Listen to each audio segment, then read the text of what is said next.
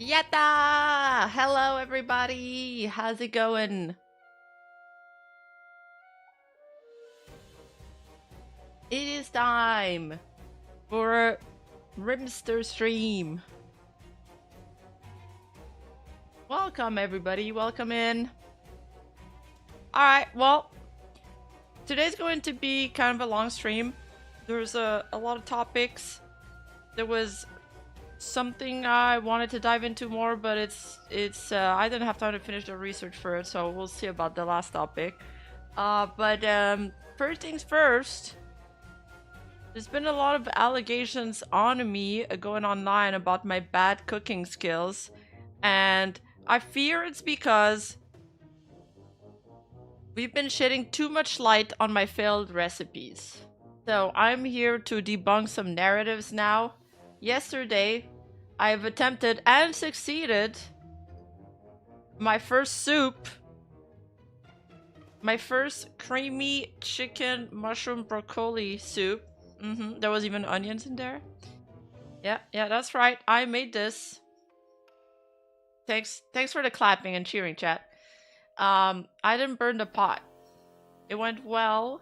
Got it on the first try. I didn't even follow the recipe. I just looked at the ingredient list and then I winged it. Yes, it was edible. It was good. That does look impressive. Thank you. Thank you. And now that you guys bought me that microwave on Throne, the kitchen is now safe again. You know, it's non-cursed. It's not a cursed tool anymore.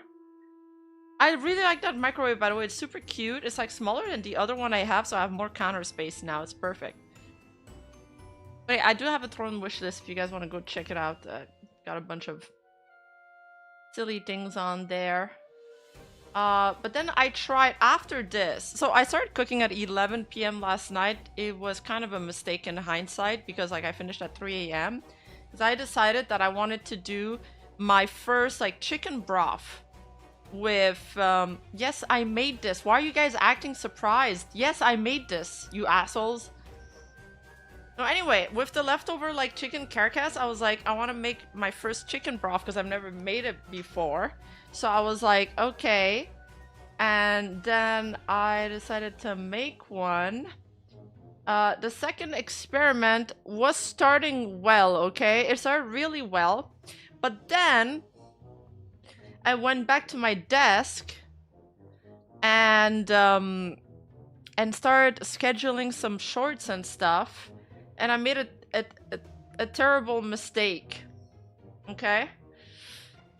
I made a terrible mistake, and the water evaporated in it when I came back, okay? The recipe said you're supposed to simmer it from 3 to 6 hours. So I put the timer for 3 hours and I left it there. And then when I came back, it was literally just like the chicken bones and nothing else. And the worst part is that this is the pot that I posted on Twitter and on my YouTube short. That's all burnt up. This is the pot. It's cursed. I think this pot is cursed. The story of this pot is that I burned something in it. Chat was like, okay, just put some, the cow powder. Put the cow powder in it, some vinegar, and then put it back on the boil to remove the burnt part. I was like, bet. I do it. I forget it again. The water evaporates. The pot gets burnt again. I'm like, okay, fine. I ended up just, scratching it again. And then I'm using it for the chicken broth. And then the chicken broth evaporates again. Like, fuck my life. It's a never-ending cycle. Oh, simmer means super low heat? I thought it was just I left it on 5 heat. So I thought simmering meant hot, small bubbles. I didn't know that it meant low heat. I thought it meant medium heat.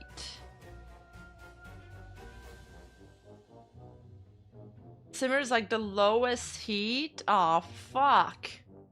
Alright, another thing that we need to look into is a better hand cam. I think it'd be cool if we did a cooking stream where I legit try some new recipes on stream. But our webcam kind of sucks. So we need to figure out what's a decent, not too expensive webcam, and like, I don't know. I am learning. So the first experiment, the first soup, kind of went well. The second experiment kind of failed. I ended up adding more water at the end, but it's like it didn't simmer in it that much, so it's whatever.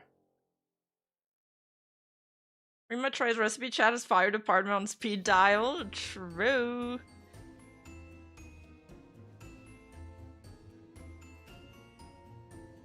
It's a soup. What do you mean that's food? Yes, it is. Anyways.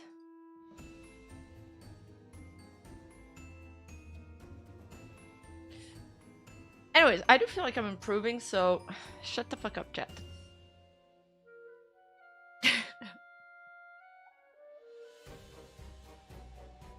Okay. I'm gonna rapid fire some VTuber stuff now.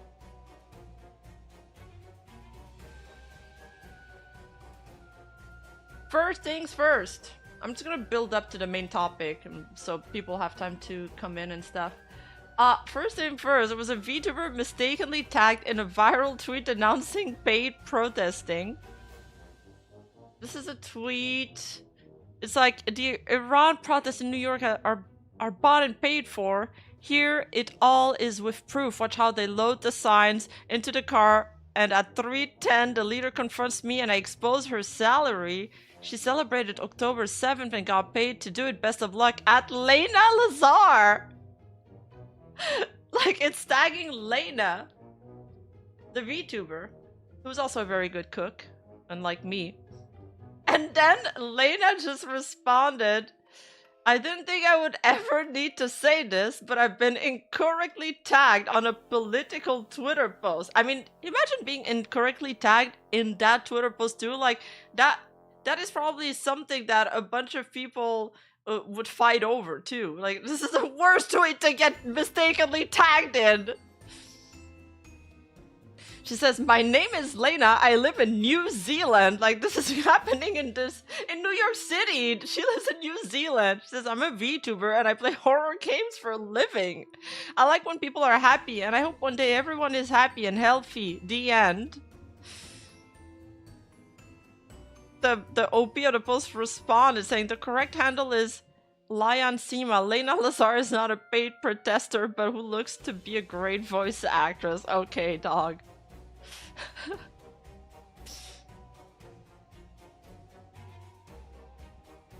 I don't know why they want to harm the horror VTuber. Yeah, Lena catching strays for absolutely no reason.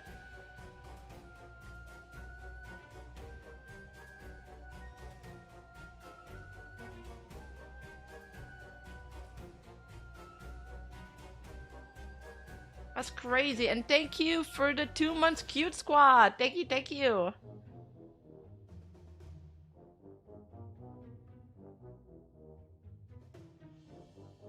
At least Twitter posted that they got the wrong person. One can hope that people see the second tweet. 2.1 million have seen the original, 62k have seen the correction. Eh boy, what a blunder. I would hate that to happen.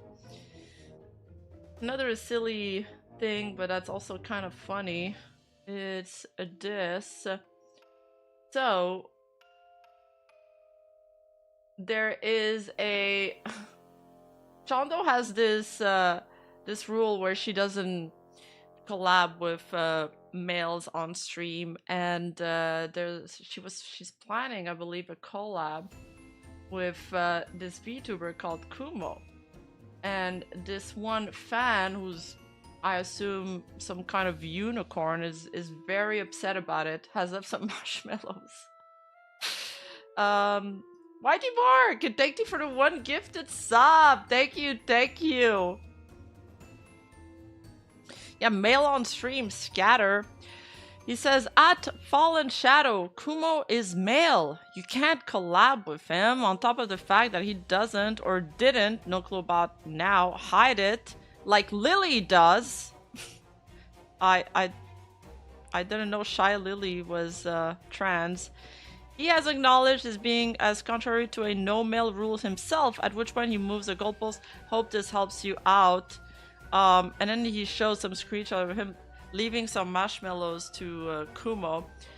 Kumo, who is apparently a trans VTuber, but they have a very big fan base. They're super chill. They don't really make it like their main focus at all. You know, the focus of their channel is really about entertainment, ASMR, doing content, and I've never heard somebody complain about them, really. This is their channel. They have a pretty big channel. They have a big audience.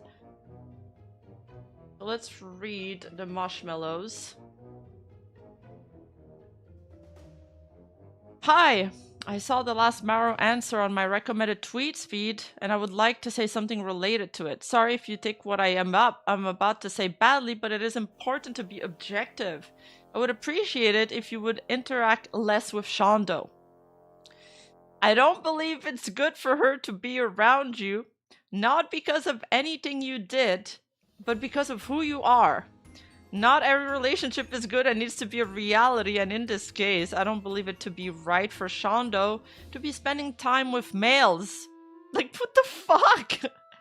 Even or especially those who have decided to live as a woman, as it directly opposes the standards of no male that is normally strictly upheld. Okay, but she's female presenting. I'm not interested in any variable or arguments. It's a pretty cut and dry situation. But no one seemed to bring it up in a formal manner, so I resolved to say something. I hope you don't take this personally and that you'll try to respect our community standards from now on. While likely the case, I won't accuse you of anything. I honestly props to Kumo for responding in a respectful manner. I'm surprised I even bothered. I don't even allow males on my stream because I get it. I make GFE content, like... question mark. I wouldn't want the JP VTuber boys I like to watch for BFE flirt with girls on stream either. But I'm not a boy. I've known I was a girl for the majority of my life. I'm not even a lesbian. I don't know how else to express this to you. I'm formally rejecting your request. I don't speak for her. I hope you'll understand. I don't have ill intentions. That is peak parasocialism. Yes, absolutely. Dude, that person went to Shondo's collab partner and they tagged Shondo in a tweet after. If you ever tag a creator to complain, I just immediately assume you're schizo, by the way. Like on Twitter, like that's already a red flag. And then he sends her another Marrow. Hi again. Language is important, and so it's important to note that you are a male, not a boy, but a male. There are different terms in today's society, though they traditionally meant the same thing. I mean, this is rude. Like, it's rude and it's impolite baked into the statement that he's trying to portray as being objective. But like, come on, it's condescending. Let's be real. The standards is not no boys, but no males. The transgender community affirms the gender-sex distinction, so why are you mixing the two terms? Okay, this person is clearly like transphobic, and I don't even know why. Kumo is really nice in their reply, by the way. I don't know why they're even being entertained, but they are, I suppose. Like I said, it's important to be objective, and regardless of your feelings, you'll continue to be biologically male, which is the important part. Not that you believe, or as you say, know yourself to be a girl. It's disingenuous to, on one hand, agree with the no males rule, yet act as if your biological identity is not what it is by disregarding it and using a different term to render down its importance. Sorry for the follow-up message, but it seemed like you hand-waved the true essence of the Marrow, and so I am writing to clear things up. This is so much schizo posting. Also, May I add that I hate this fake politeness thing when what they're saying is like, it's clearly impolite. I guess so Kumo responds and says, I guess I hadn't even thought about the distinction. I'm not really busy about worrying that what people have in their pants. If they present very masculine or very feminine, I guess it'd be better to say, I don't allow boys on my streams, Dan. I'll still decline your request. Apologies for the miscommunication. This is like the smartest, most gentle response they could have replied to him. But honestly, it's more than they deserve. Yeah, this is clearly passive aggression turned up. So yeah, a little bit of a Parasocial. There's another VTuber that spoke about Parasocial, setting Parasocial boundaries in their chat today, and they had some very good rules. But before that, real quick, just a very funny interaction here on Shondo. Kind of a segue. Not drama, but just a funny read to lighten the mood a little bit. She had this tweet saying, if you ever feel bad about not having a flesh woman in your life, my brother told me he's going to the cinema and I've asked to see what, and he looked at me deadpan and said, the Charlie XCX movie, in the same tone one would use to announce they're being executed. This person responds, how many bad movies have you made us watch again? Shadow says, you can just not click the stream, but you can't just not click the IRL false equivalency. You can just not go IRL either, though. And then she responds, if you have a significant other and won't do anything they want to do because you don't like it, they're probably going to do the same, and it's not really going to turn out well, I think. Gotta watch your significant other's girls/boy slop. I think, unfortunately, it's part of the IRL shit territory. And then she adds, the beauty of watching a stream is that you can just not and there's zero consequences. You can just tune in when it's fun and tune out when it's not. I like this mindset a lot more than the one I used to have, I think. And this person responds, marriage is a full investment. You were very clear that it was forever and to not call you wife if we weren't serious. Just don't watch lol is a lame excuse to justify doing stuff you know will hurt people on purpose. Consider yourself divorced, Dan Lamau! Damn! She just shot him in 4K! That's a murder, man! I can't. This mindset is so fucking trainy. It eats away at you, and me, and everyone who sees anything you say. Why is this a good way to be? You're watching a fucking Twitch streamer. How is this good for you, or me, or the thousands of other people who just want to watch a stream and have fun? I'm not good for you, it's pretty clear, and I know you're not good for me. Imagine getting divorced on Twitter by your e-wife.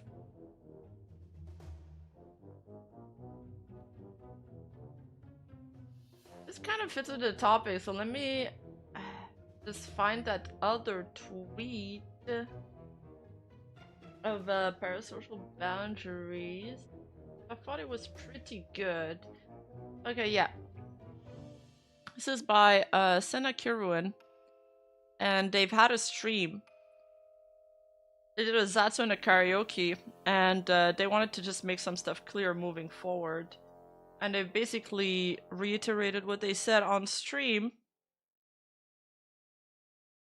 here. And they said, platonic parasociality exists. I encourage people to check themselves from time to time to think about if their love and support for a creator is becoming codependent. As in, you're starting to unconsciously demand stuff from the creator for how they should go about their path as a creator, or getting angry at them when the creator can't accommodate for their own personal needs as a content consumer. I think this is a part. The first part stood out for me because I very rarely heard it worded that way. And kind of hits the nail on the head, not gonna lie. From a fan's perspective, it is almost impossible to understand what a creator can do and should do. It simply comes from a difference in perspective that comes from a lack of lived experience and difference in needs / priorities. That is also true. I also agree with that statement.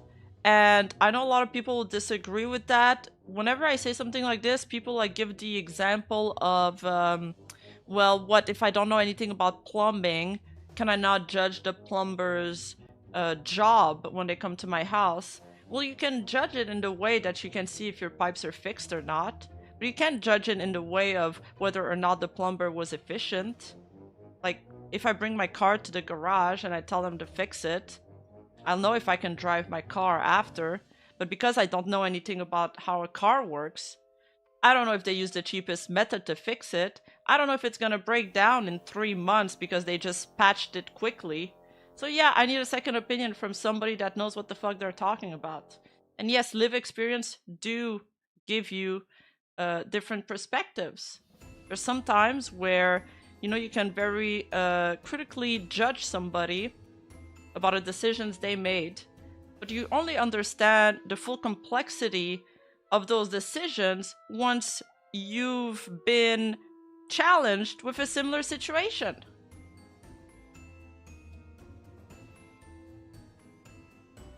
And after this, there's this point that says, this comes first and foremost. I'm doing what I love and I create what I love within my own comfortability. I only wish that people can enjoy what I create along the way whenever they want to, as long as it fits their need at that moment. Realistically speaking, trying to accommodate every fan's needs and demands as a creator will lead to a path of self-destruction that will surely burn out in the end. You do not need to like everything I put out. Creators are like a buffet. You can take what you want and you don't have to eat everything you see. If you don't like the choice of food you see in front of you in general, you can leave the venue quietly without complaining that the restaurant is not accommodating to your specific individual need. And that part really fits with what Chondo was saying. You don't need to be a chef in order to tell whether a dish tastes good or not. That is an example that keeps being said, and I totally disagree with it, because you do need to have some food knowledge to know whether the meat is cooked right. Like, at a first basic level, sure, you can say this is good or this is not good, but then after all, like, if you actually start to hang out with foodies, or you go to places where people know what they're talking about, there is a lot of different layers in knowing whether a dish was prepared the right way or not. Was it served with the right combination or not? Sure, you can say like a first level impression, this is good, this is not good. Anybody can do that. But if you're an expert in your field, if you know what you're talking about, your review will be way more complete.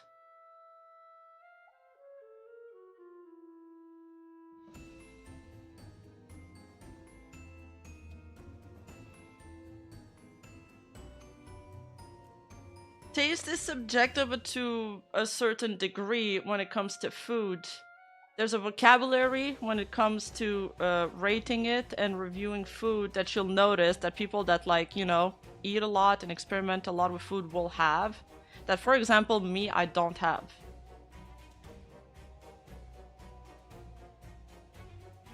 Like, there's levels. There's a ladder.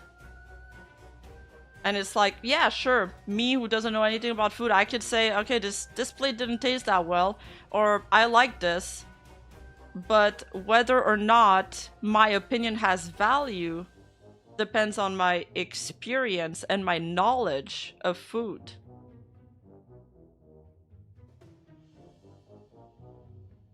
I don't know if I'm explaining this right, but I feel like it just makes sense. If you are in an active part of a creator's community, as in your public face is a derivative of the community in a way, you naturally shoulder the ability to influence the image of the community to a certain extent. If people wish to be a part of my community or do or say anything in relation to me, I expect them to also remember this.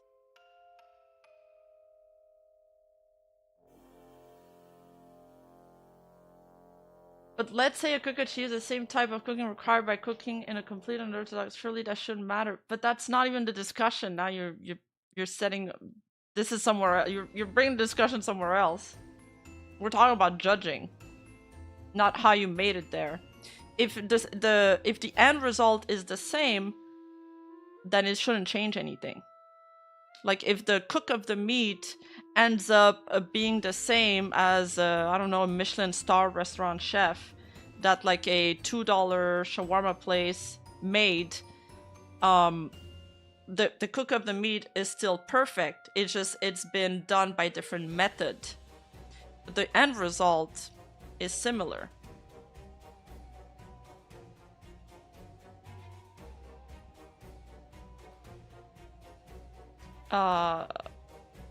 Moving forward, please do not have public discourse about stuff relating to my content or what I do, and avoid conversation that can lead to spreading negative emotions or cause arguments. I feel like I read those a lot in Japanese VTuber statements, for example. I expect people to respect the community space I created if they want to be a part of it or wherever a part of it. As you're free to enter, you're free to leave the community whenever you want. That does not mean you need to be announcing your exit or why you're exiting out in public. That's kind of like this is not an airport. You don't need to announce your departure. Please not only think of me, but the disruption you could cause for those trying to find peace and happiness within the community. If you wish to go against my one wish, please create your own separate space where you can't affect me and nor my community that we created with love and for love.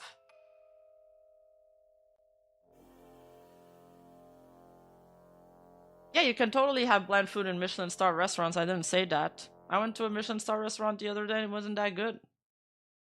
Just sometimes the food just isn't cooked well that day. There's no objective. Alright. Another example then. Let's say, okay, art and books are objective, right? You read a book, you're like, I liked it, I didn't like it. But if it's the first fucking book you ever read, sure, you can have your own opinion on the book, but that doesn't mean that I should respect your opinion on the book. You know what I mean?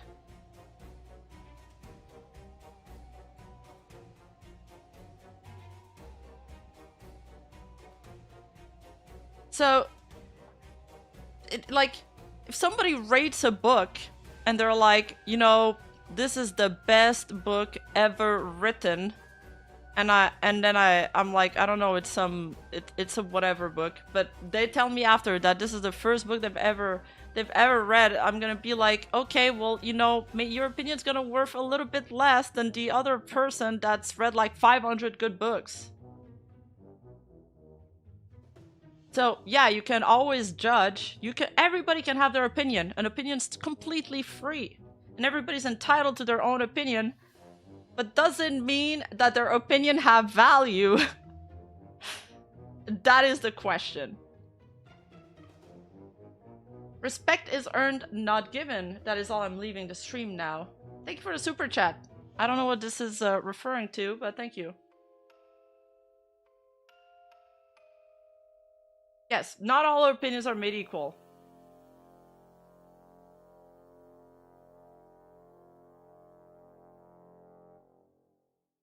What if those 500 books are nothing but slop? Well, I mean, their opinion's gonna be worth less too. I think it also depends.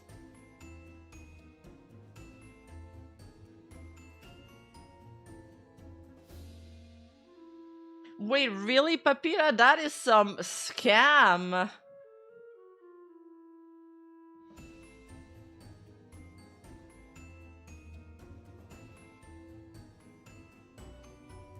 By the way, everyone, do you read all the different stream chats? I try, yes.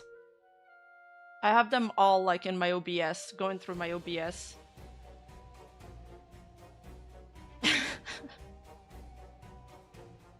Opinions are like assholes. Everyone's got them, and they all stink in one way or another. That is a proverb. Now, there's a talent with reading slop books and even watching bad movies, I guess. You can be the slop connoisseur. Yeah, Sailor, I guess that's a good way to put it. You can look at a painting and know if you like it, but an art critic can put it in context due to their vast experience and knowledge.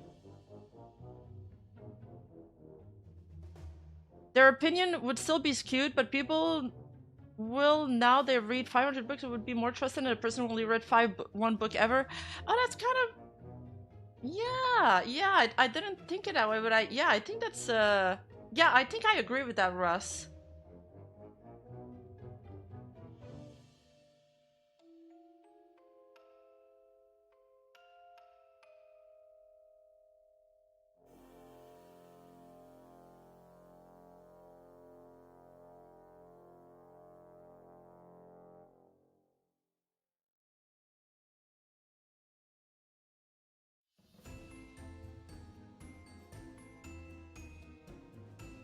Hi, Ape Day, how's it going?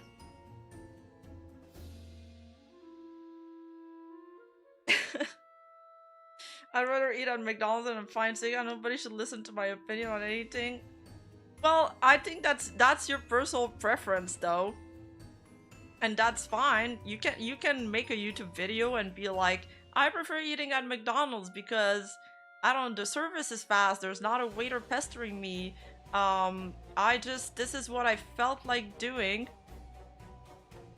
that day, and I just like the experience better, and I don't want to pay like $40 for a steak.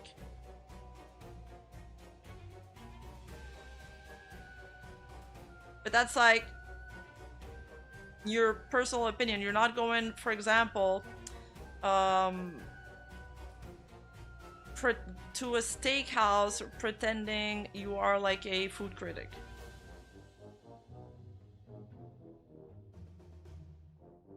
The rapid pet critics generally have a wide knowledge of the industry, thus their opinion is more valuable, unlike me, who only like chicken nuggets. But I know my way around a chicken nugget. Let's go! How do you eat the chicken nugget? Do you like tear off the skin first and then get to the center, or do you eat them normally? Like, are you the chicken nugget expert? There's also an education trap, though. If you're taught that something's good, you might... I'm not too much into education. I'm more somebody that validates experience and knowledge. It's like, for me, I think experience and knowledge... I mean, education helps because it gives you knowledge, right? But it only gets you so far.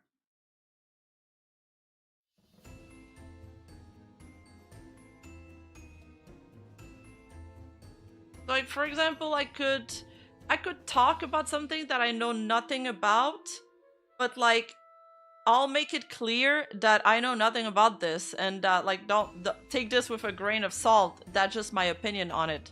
You know, everybody can give their opinion on it. I'm not saying that. We're gonna have to cut that whole part of the video because we're super derailing, but I do think it's an interesting discussion. Yes, a perfect meat. I agree. I think that... Oh, that's a good question. What is the best steak cook? I think medium rare is pretty good.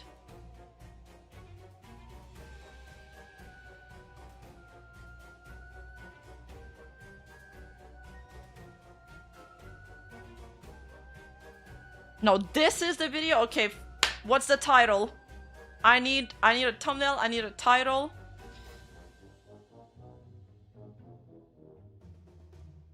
Yeah, there's no shame in saying I don't know sometimes. That is absolutely true.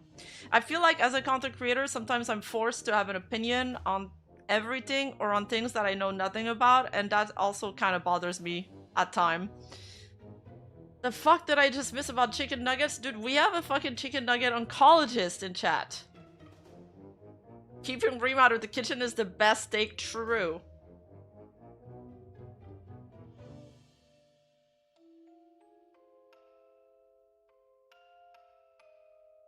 Well done, I have trust issue with medium rare. Did you get sick? Medium rare, medium? Wait, can you... I didn't even know you could add another medium after the rare. I'm not a squirrel. Nature versus nurture and opinions versus criticism. What do you mean nature versus nurture? But going back to this statement about the part that we're kind of discussing, when she talks that they have different needs, priorities, that is true. Like, you know, a fan is it's kind of like people like like, oh, hi Kirby. The fan is the consumer and the creator is the person that's like creating the content, so they both have like different goals. But it's kind of like why I have this rule in my server where it's like we all have different needs. I like that this end in a fucking truth nuke. We all have different needs. We all come from, you know, different backgrounds, different part of the world, different religion. But at the end of the day, we all must put aside our differences for the greater good.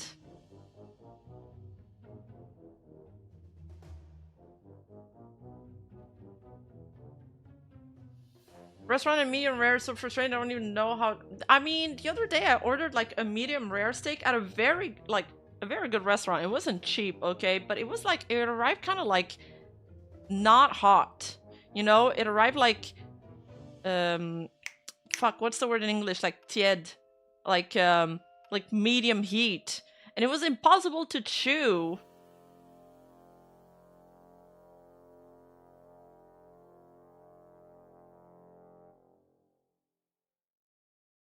Lukewarm. Thank you, Pierre. Are you French, Pierre? Yes, lukewarm. Yes, like that guy in Blue Lock, he always says lukewarm. I should remember that one. Yes, it was lukewarm, and it was literally like it was impossible to eat through it, especially since I've got Invisaligns, and I feel like my teeth are weaker now.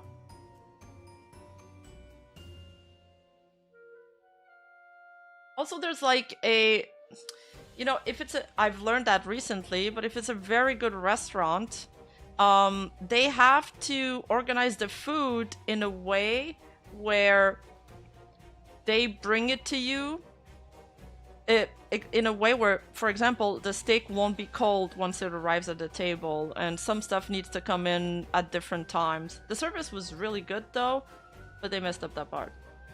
I'm not very picky. I'm really not a picky eater. Well, you guys have seen my cooking, so obviously I'm not a picky eater. Like, I'm literally a trash can. Like, I will eat anything, but the people that I hang out with are like foodies because they've worked in the food industry a lot, or they're chefs or ex-chefs or whatever. You know, we had a great time, but after that, they were like, yeah, we're not going back there.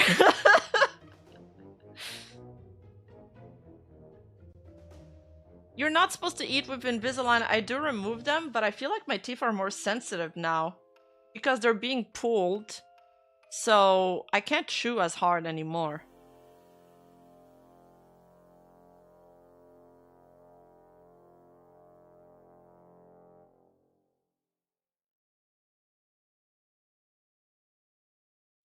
It's not a very good restaurant called... No, it's not. It wasn't a very good restaurant because of that. It was a good restaurant. Well, I mean, the price point was kind of expensive. And they were well rated. But it wasn't like...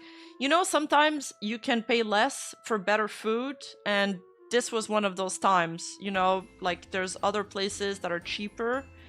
With just better food. So, yeah. I'm glad I tried it. They had some very good Bloody Caesars. I fucking love Bloody Caesars. They had like this concoction that I've never seen before. I do like when they are innovative with food.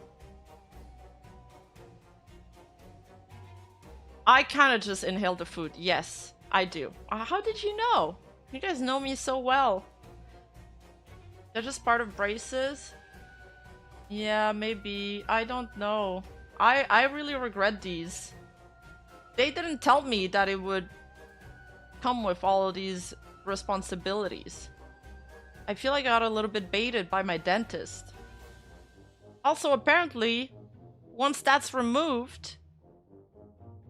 No, okay, before they were making me change the I'm just gonna call them braces every 2 weeks, and now they're like, oh, it's going well, so fuck it, you're changing them every 1 week. Now it's like my mouth is really sore all the time.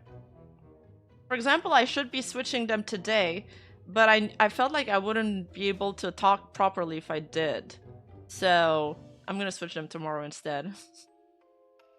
Wait, you guys don't know about Bloody Caesar? What? Yes! Oh my god, you guys don't know about Bloody Caesar? Dude, it's the best drink ever. I can, like, just drink 3 of them.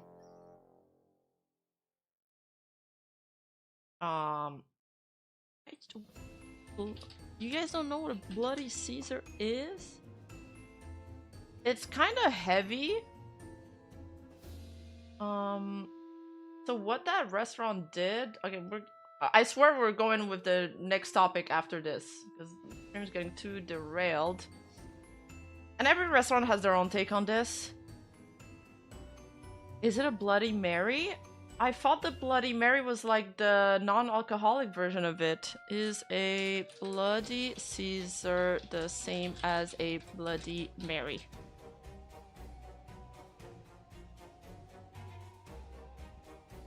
Oh, the Caesar used clamato juice, and the Bloody Mary used plain tomato juice. I didn't know that. But what this restaurant did is that because Bloody Caesars are usually pretty thick, you know, and they kind of fill you up, so you don't want to be filled up before you started eating the food. They have like this...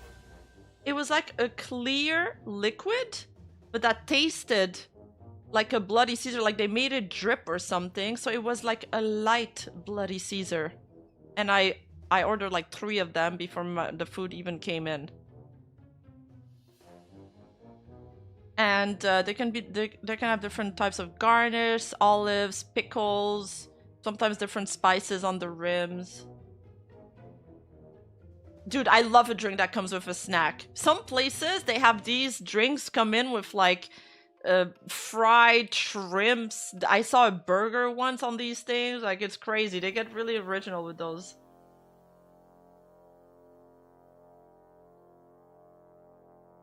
Yes, it was essence of Bloody Caesar. I've never had seen this before. I thought it was really good.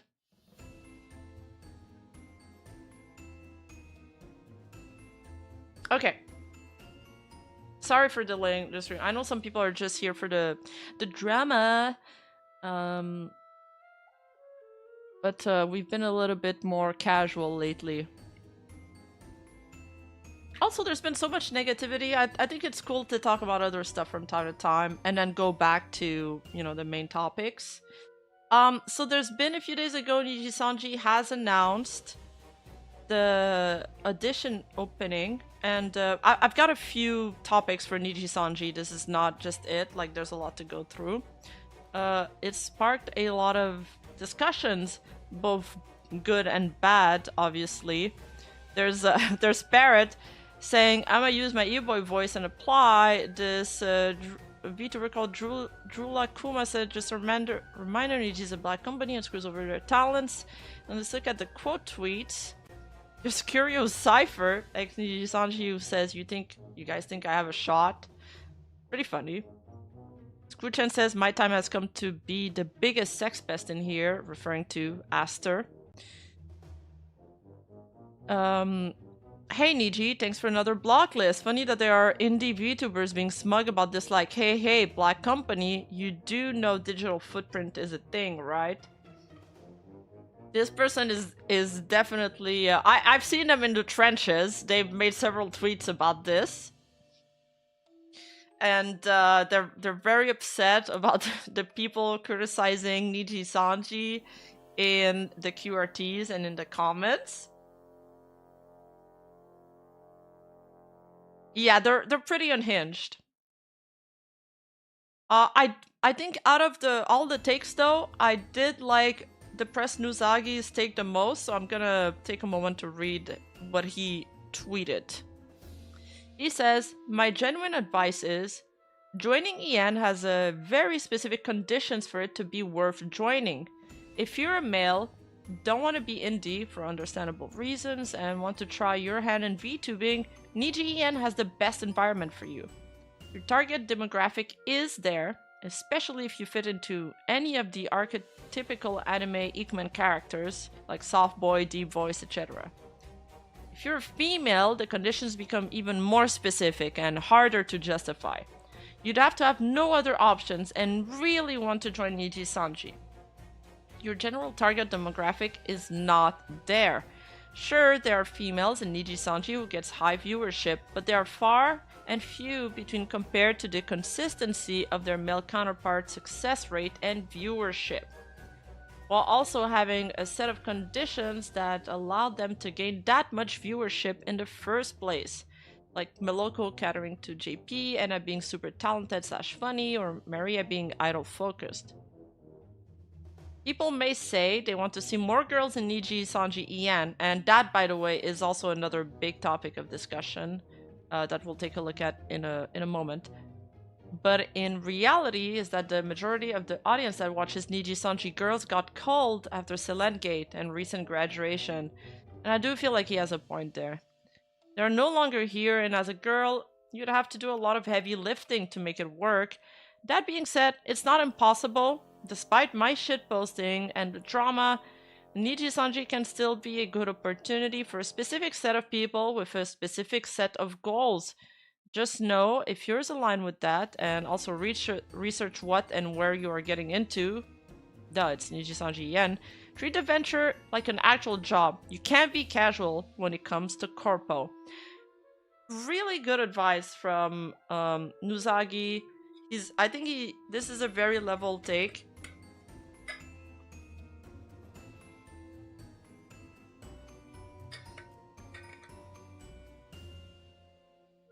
I'd still like to see more girls in Niji. I mean, at the end of the day, I do think it's time for Nijisanji to start healing a little bit. And I don't think that every new hire needs to be soaked into others people controversy, because obviously they're new, they're innocent, and they have nothing to do with the other stuff that happened. So at the end of the day, we do need Nijisanji for the health of the industry. They're not gonna go away. They're too big for that. And especially with Shoujo collapsing, and unfortunately people like losing faith in corpos,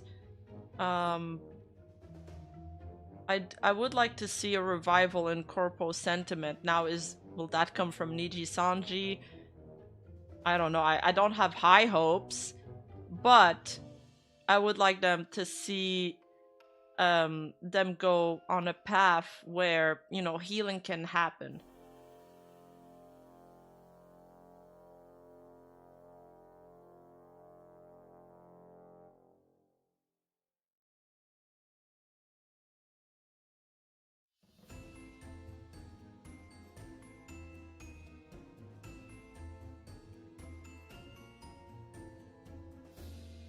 Alright, so all the meanwhile, there's been a collab happening in Nijisanji organized by Luca Kaneshiro, and it's called a District V, and it's a GTA RP server featuring corpo VTubers and indies.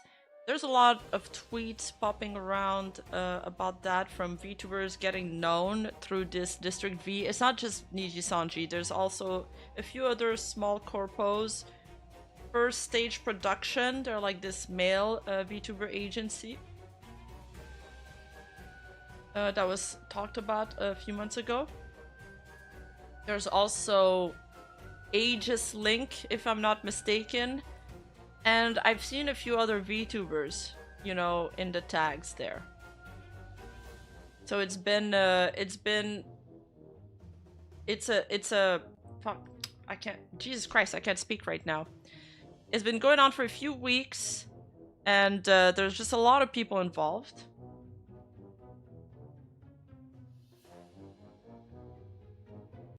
and there's been a lot of clips going around. However, so people are putting the clips in the timestamp, the District V hashtag. However, some people and Nijisanji, mainly Finana, wasn't very happy about how little spotlight there was on the girls.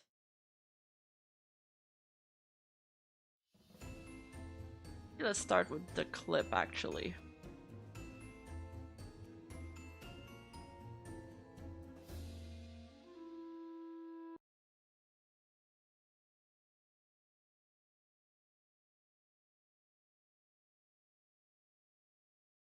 Oh, there was some Holo Stars too? That would make sense. I think there was some VNU people in there too. Characters need some more fan art in the spotlight, guys. We need to see more of these characters in the District V hashtag. I'm sorry, guys. I'm taking this out of sub account. Can we get more clips of women in the District V hashtag, guys? Can we get some more girls? Some more post about the girls in general? Cause low-key, I'm gonna go in District V right now. Let me tell you guys. District V, pulling it up right now.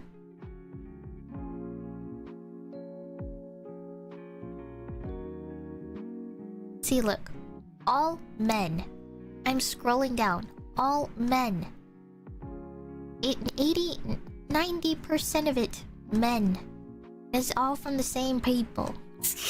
I mean, yeah, like, the men have a bigger fan base. What do you want them to do?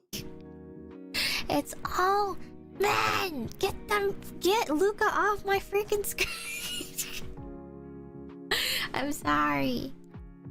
Please, no offense to anybody, but like, please guys, can I see anyone that isn't the same 5 men in this hashtag, man? No offense or anything. Keep clipping everybody, but like, can we get some people that are clearly not in here? Like, come on. Can we see some Derek? I think Derek has been such a great character. Has been a great a contribution to the server. The advice from Nozagi is accurate and valuable in a world in which people behave the normal way and not have we witnessed during the Niji and Trash Fire or Bishoujo's implosion. Oh yeah, I mean, I understand why people are reluctant to join the agency, but he give like accurate advice for people that, you know, that still want to go. And he told them that he has to treat it as a job. I think that's the most important part of his tweet, because it's serious once you get in there. You have to be really serious about it or you're gonna get bonked. Like, I feel like I'm gonna just say this right now. I think Eric. Oh, she's got a love story line with Derek, and you think the story's good? Those GTA servers usually have like really good storylines and really good clips. If it's anything like the Holo GTA. Yeah, Derek, we need some more representation. And we need some more, you know, Ash Nick-chan. We need some more, you know, Akui, Tenshi. You know, can we get some more clips of their POVs? Guys, I think we need to like have some different POVs too. Not even just like my POV. Like, it would be so cool to see a clip where it was just me and Derek's back and forth. Can we get some of that, please?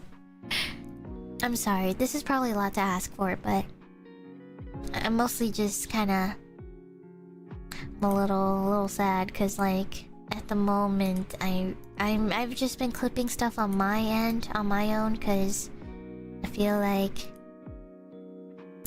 I'm not getting the right, or what is it? Okay, I'll admit something. The only reason why sometimes I clip on my own is because sometimes the clips are they're either too long or they're too short, or they cut out the context of. They cut out too. What is it? They cut out the context of a lot, so sometimes the clips that I find, sometimes they're missing context, or it's like cut off at the wrong spot for me personally. So sometimes I have to clip it myself because I'm like, I feel like it shouldn't end here, or like it's too long, or I mean, then why are you asking other people to clip for you if not even satisfied with their work? At the end of the day, fan art and clippers content, they do it for the love of the game. I think I saw a tweet about that from a creator the other day, and he was telling the fans, like, if you're feeling burnt out, don't do it. Like, you're supposed to do it because you like it. And it wasn't she also the one that was complaining about not having enough fan art of her or something? what is it? Or quality reasons too. Audio and video is a huge thing too. I think quality is also a major thing as well. Well, yeah, you know, that's not very encouraging. Like that's not gonna encourage him to clip you more. Yeah, she only has hate clippers now. True. I mean, the fact that people even found this segment in a 10-hour stream, that's crazy. It's kind of rough, and I know there's like Twitter limits and stuff like that, but yeah, it's rough, man. It's rough. But I don't know. I mean, I'll try to do my best. I know I do have a slight privilege to upload at a better quality, so I'll try to. The VODs are 10 hours long, so it's like it's pretty rough. The VODs are pretty rough and to go through thoroughly, but yeah, sorry, this is just a vent, but it's not to like pressure anyone into doing it or anything, but Like, there's the clipper in chat that's like, I'm at work, I'm off tomorrow and Tuesday, so I'll clip. I'm sorry, I clip at 1080, but Twitter drops it. Like, dude, poor guy, man. it's just something I've been upset about, mostly just because I want to look at District V hashtag and not look at the same 5 dudes in that hashtag. No offense or anything. I want to see every POV. I want to see PD. I want to see the criminals. But like, can we get some EMS too? Some Streamlabs notification is off. It shouldn't be.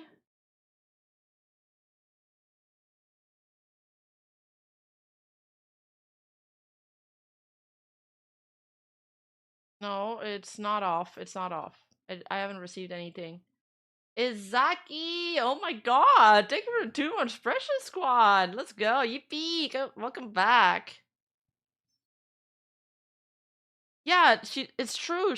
Imagine getting clipped and then complaining about the quality of those clips and then be even more upset when people decide, well, I guess it's not worth clipping. Like, make up your mind. Yeah. No, you're right. He also plays a lot of gacha, Final Fantasy raids, which is a bad thing in streaming in general. You mean it's not popular? Why do people not want to watch Final Fantasy raids, man?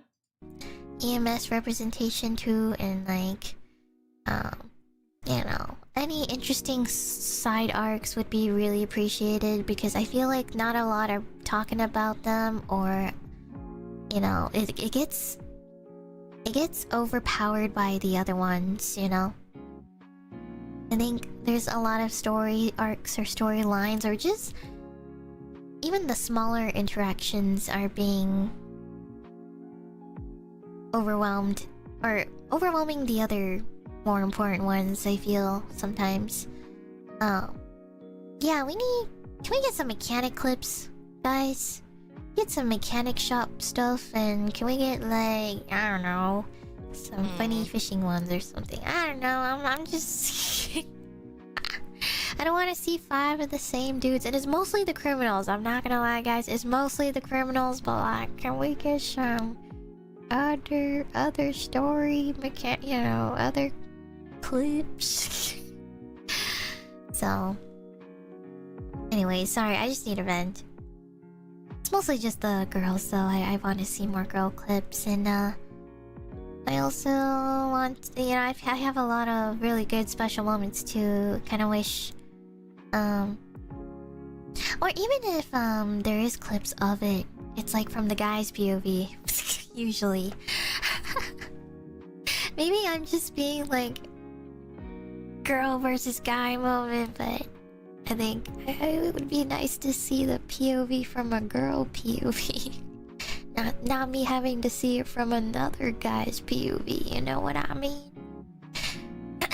Sometimes the main character of that event isn't even the POV, you know? Like, I think I remember there was a creator, was it Taiga, that said that like whenever they were on a collab or something, they'd get clipped, but the clippers wouldn't feature them in the clip that much. Like they would usually be edited out or barely featured, so they decided to launch their own clip channel to make up for it. I mean, sometimes it just be like that. You gotta do what you gotta do. You can't really force people to do fan arts of you or do clips of you. I think that that comes as your community grow and also how you engage with them. Like if you engage positively with people that create fan content, then it creates a feedback loop with them, which makes it so they feel encouraged to do more. sometimes the clip POVs don't even make sense, because I feel like the main character of that clip isn't even getting their POV clipped. It's like the side person who's there, and I'm just like, bruh. This person's the main character of this clip. Why is it not their POV? You know?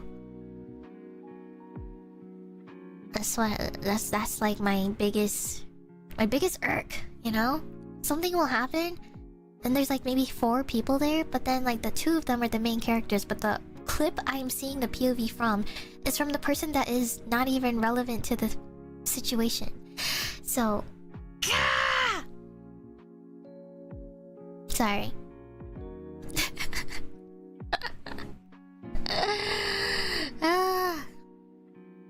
Okay, sorry.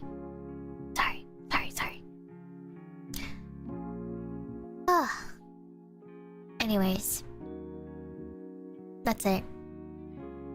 Actually, at this point, if I can't find the District V stuff talking about certain stories, like, I know I've been digging really hard in the District V hashtag for like Dr. Vinana's love triangle story, so sometimes I have to like dig through personals. I have to dig by clicking people's profiles. Isn't that crazy, guys? I have to literally click people's individual profiles just to see if they're talking about it or not. And mostly, I do click mostly through like common frequent viewers here. I mean, I think it kind of comes back to what Nuzagi was saying in his tweet. It just seems like the female viewership, or not the female viewership, because there's still a lot of women that watch Nijisanji, but the ones that actually want to watch and support women has unfortunately dwindled a lot since Pomu and Selene left. And it sucks because every time a Nijisanji fan is like, guys, we need to support the girls more, we need to do it, like they keep saying they will do it, but it doesn't seem like they're doing it. So thank you very much for talking about it. If you are, and maybe you're not using the hashtag too, but that's okay. I understand if you're not for certain reasons, but I appreciate it. Yeah, I'll I do think my best, and I'll... like a script writer is writing in chat right now, it's like this is her venting about the effects of being part of a corpo which fan base consists of girls and fujoshi. So District V is a small part of a bigger overall problem and discussion. I agree. I'll see if I can send my own clips. So yeah. And also I think some clips are being covered too, so I'm like, bruh. Yeah, the shadow band issue, like, what the fuck, man? But yeah. Honestly, yeah, it's just a small thing I'm kind of really looking for. It's just I just want more girl POVs, but also, I like Maria, yeah. if you do post a clip, make sure it's like in decent quality. Sometimes I'll watch a POV, but it's like mega lagging. Not even like the Twitter upload quality, but like just the video itself is just lagging, and I'm like, oh, we're missing out a lot. So please keep that in mind. What I've been using, guys, if you need, you know what I've been doing, guys? I've just been recording it through OBS. Actually, I just use window capture. I pull up the video, full screen it, start playing it at the part that I want to clip it. I just hit start recording, and then when I'm done, I just end, and then there you go. So, OBS is how I clip things. Yeah, I wonder if that's pretty much it.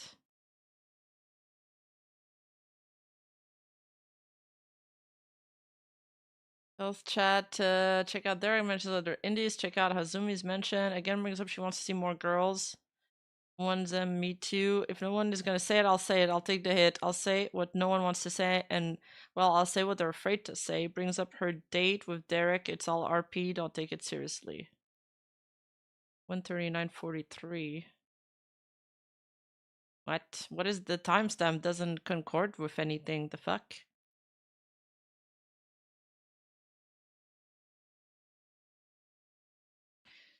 Talks about. Is it just another part of the stream? Talks about Dr. Gaff's marriage and how she wants that experience. Damn, I wish that was me. Talks about how her and Derek needs more fan art and needs more of a spotlight in this District V hashtag. Then says she is gonna take this out of her sub account. Can we get more clips of women in the District V tag? And then she goes into the tag, and I'm scrolling down, and all men, 90% of men, get Luca off my screen.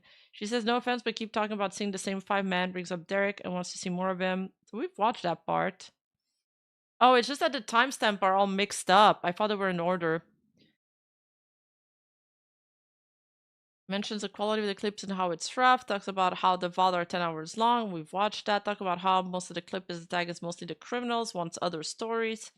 He wants to see other more girls clip, but also I have lots of specials moment too. Because Urk is a clip being clipped in a POV of a side character, not the main character. This really got her mad. Okay, we've seen it straight from her mouth. I think that's better than the, retelling from this person.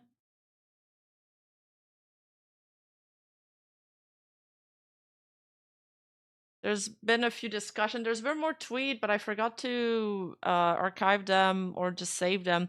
If you had Fish saying it's disappointing seeing no one clip the girls from District V and only the boys, maybe it's time to take a look in the mirror. If the girls are calling out the obvious favoritism when it comes to the woman and man, maybe it's time to change some things. And I mean, they're not wrong. This has been a heavy discussion that comes with a lot of baggage for Nijisanji fans and Nijisanji onlookers. I mean, it's been years now that there's been talks of favoritism with Nijisanji. Even with the recent Nijisanji JP drama with that guy Hayato, there was some pretty messed up stuff that he had said on his PL a long time ago. But that guy is the second most highest earner in the entire company. So he didn't get punished for it. Now, you could also say that's because the tweets are so old. That could be also a valid reason, but it's like all of these little things, they add up, All of these discussions are not fresh and they come with a lot of baggage, which is why people are frustrated with it. But this person at least is, they're trying to get the clips going. So Fish, that's wild. I'm not a clipper, but have been waiting to watch more girls. Gotta support them. And if that got said, I want to even more now. And then they're like, if you want later on after work, I can definitely give you some girly recommendation. But then again,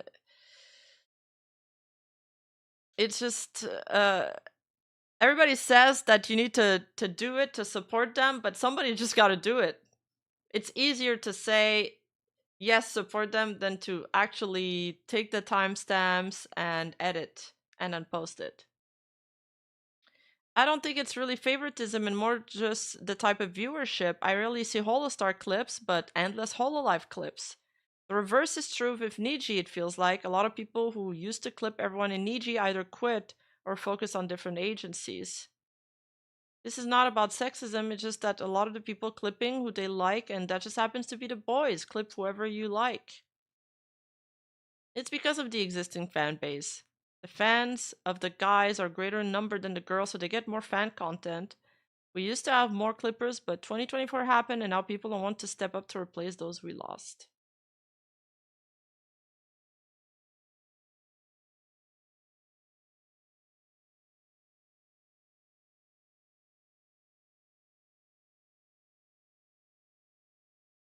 I'm gonna put back the music.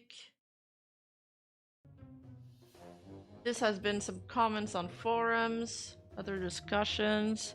Some of these points should have stayed in her head. That's why she's a 2-view. She knows it's directly the fans of the guys that make the clips, right? I feel like we cycle back to rehash the same pity party for some of the girls every time there's an event that happens.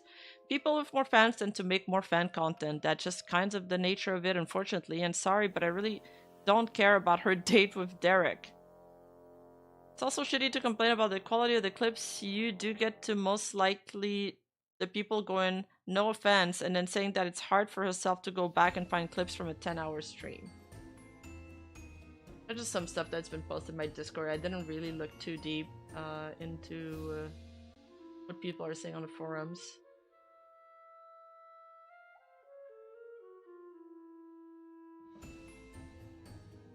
So Kiryo's been talking about Nijisanji again.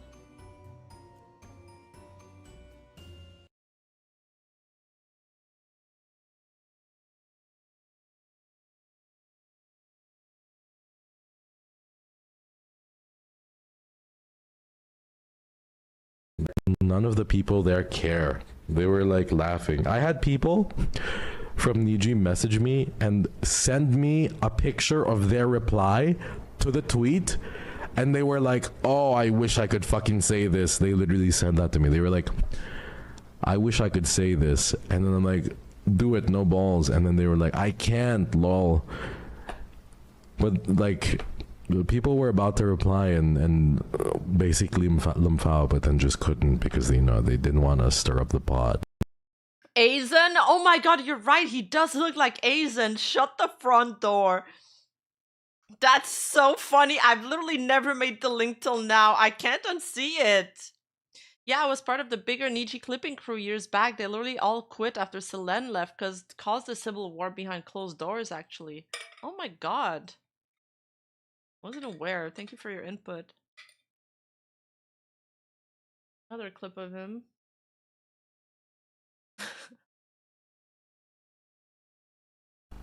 The amount of times I've almost replied to folks defending the company still, you know, there's been people who I desperately want to respond to and be like, hey, this is just not true about the company. People also don't know that, you know, the company and I are in a pretty good standing. Like I found out that, you know, the company and I have been are pretty chill with me from what I've received and the kind of information that I've garnered. And you know, people just assume like, oh, it's this and that. Like, not even the company or the people care. The amount of times I've almost Hey boy. Aizen? It's pronounced Aizen? That's what I said. Isn't that what I said? But yeah, back to the clipping. I mean, people don't really clip me either. That's why I'm hiring my own clippers. I don't know. Sometimes you just gotta do things yourself. What do you want me to say? Another thing is that Aya Amare had her cover canceled, and I think it gave some people a lot of PTSD in regards to Celan's Last Cup of Coffee. Well, it wasn't canceled, sorry. It was delayed. It has to be remake.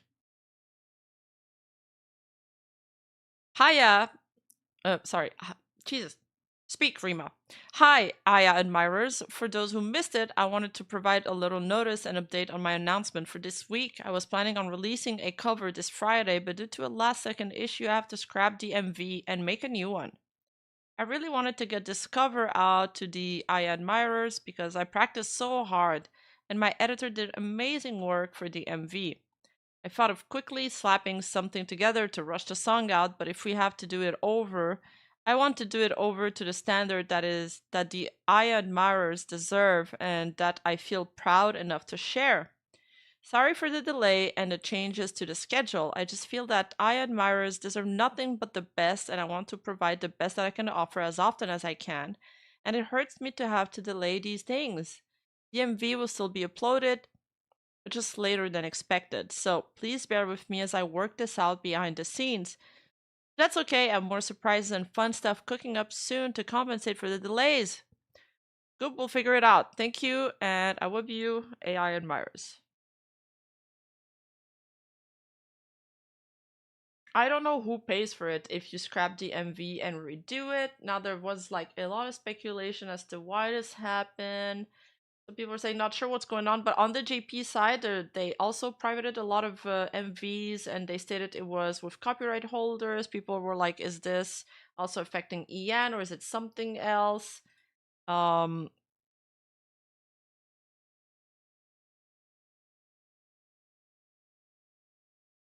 There's some.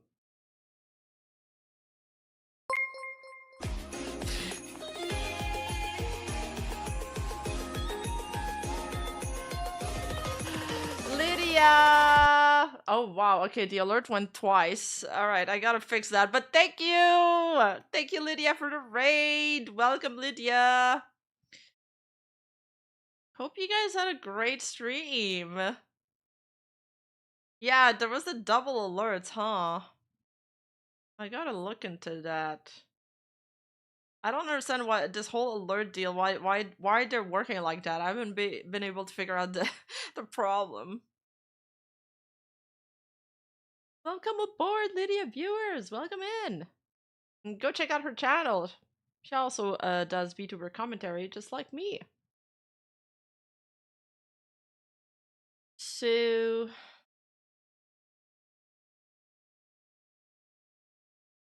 You know, there's been a discussion, like there's been some fighting going on. Some comments are pretty unhinged. These are some comments posted in the Discord.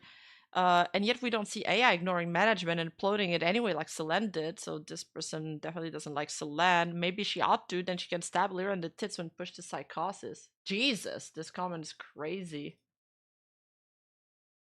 Somebody else said, Aya herself isn't a cure, about to leave. This is punishment for having chosen to leave. But yeah, you're at least partially correct. Someone in Aya's MV is about to leave and she doesn't have perms to acknowledge that the person had ever joined the company in the first place. Whether that person is Aya herself, Friyoma, or someone else is largely immaterial. She did speak about it though, and she gave her reasons. First, she typed this in chat, in her stream chat. Then we're gonna watch a clip where she starts with saying, "Thank you, I'm crying, I'm angry, thank you, Hunter. I wish I wasn't an angry crier. I wish I was like an arsonist crier or something." She's thanking some chatters. Basically, the announcement was a cover of my dream song, Song of Balduran, which I waited a year and a half for perms for. Dude, a year and a half for perms? I killed myself in Minecraft. I got a shorts MV made, but I can't use it, and I don't feel right just recycling art to make it a horizontal MV. I feel like the AI admirers deserve better, and the song deserves better. Now, I don't know how it works with Niji, but with Hololive, I'm pretty sure they said that they paid the covers out of their pocket. It's probably the same with Niji. I'm just gonna sit it out and commission an art piece for this and wait till they finish and probably release the song in June.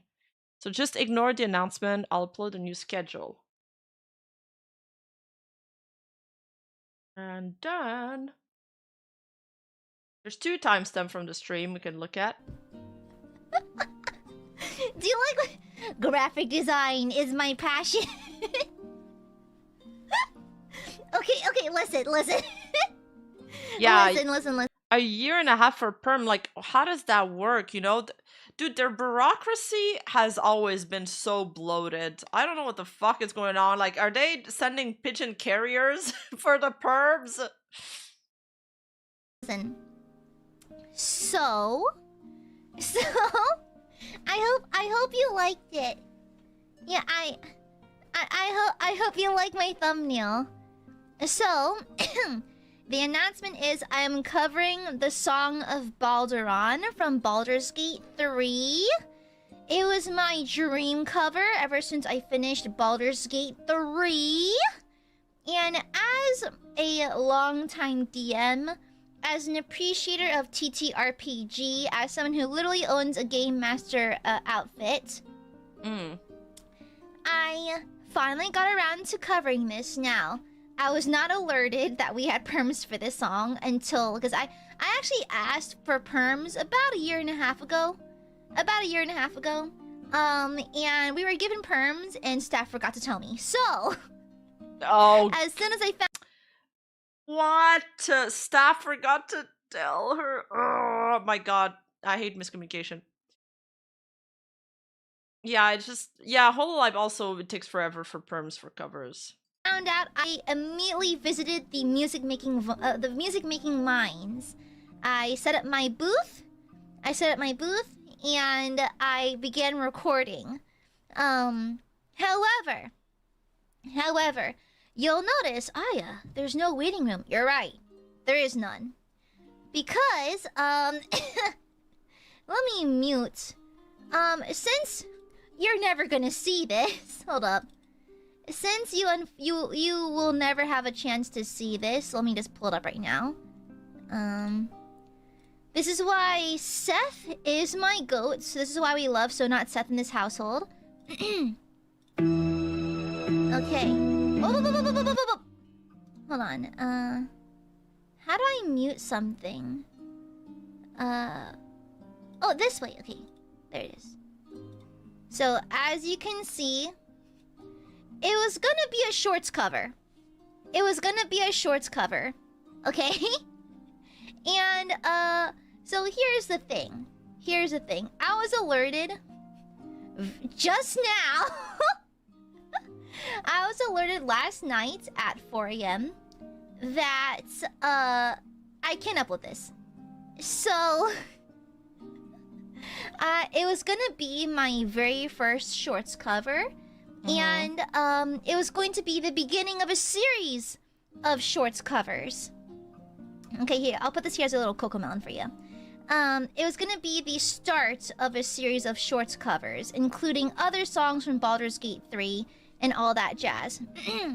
I cannot upload this, okay? And so apparently, I cannot upload a shorts cover if it's above 1 minute. And wait, why though? Doesn't YouTube allow uploads over 1 minute now? I thought they changed that. I might be wrong about it. That fucking sucks. Also, like, can you imagine if it was an indie VTuber that video, it would take just a couple of days to make. Like, the recording would be the bulk of it, then you send it to have it edited, it'd be finished in like 3 days, and then boom, next day it's uploaded. But because of perms, it's slowing down the whole process. ASMR shorts can be 2-minute longs. Yeah, I feel like on every single short platforms, you can make longer shorts than 1 minute now. Personally had the incentive. I had the idea of making like a playlist of these because I don't want to upload just minutes of like a minute of a song cover, because I know I admirers like to loop things in the background, and I find it kind of like, well, you can't loop it if it's just a section of a song, right? And so I was like, fuck it, we'll just do the full song so I admirers can enjoy the full thing, you know? Why not? Yeah. And so I was like, yeah, just fine. Just let the I admirers have the full thing, the full shebang, you know, the full shebang. Why not? And so the thing is,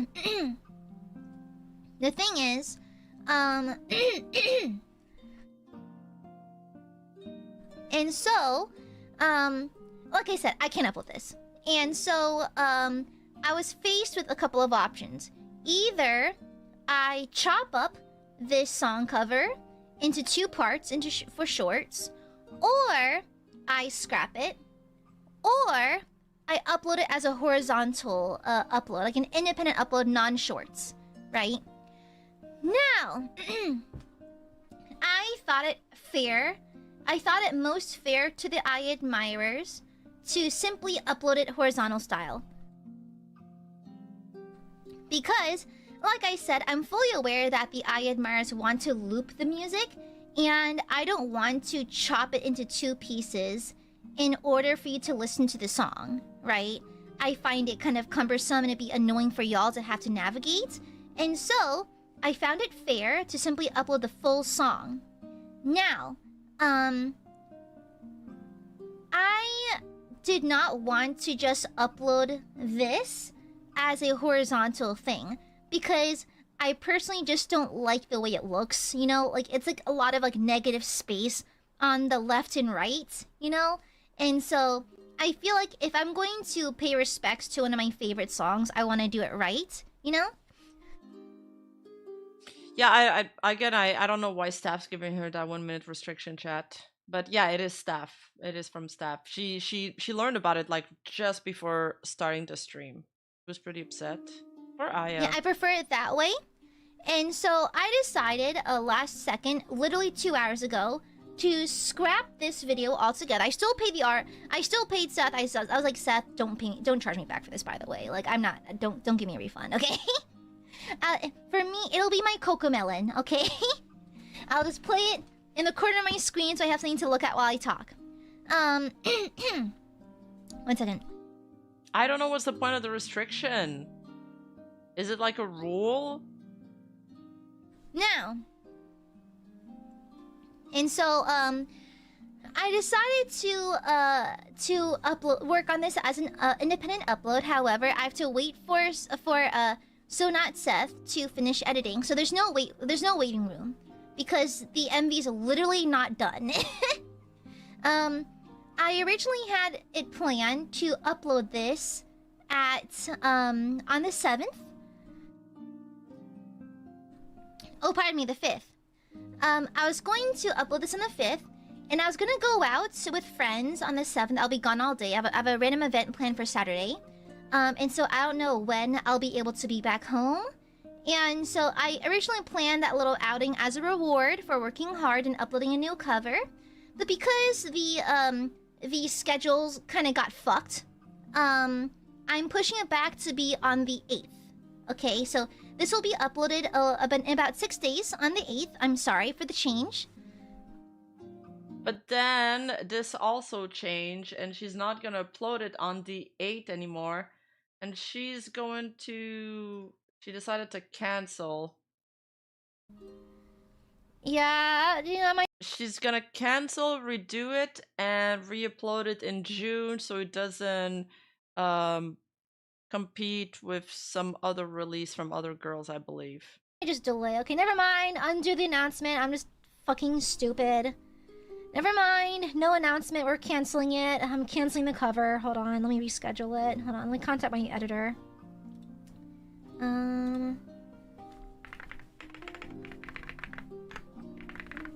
See, that keyboard sounds well. That is way better than the way my keyboard sounds. I wonder what she uses.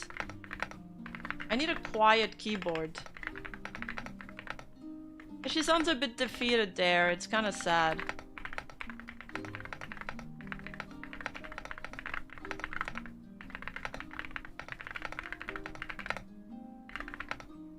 That's a custom keyboard? How do you guys know that? There's no way you know this just from hearing this.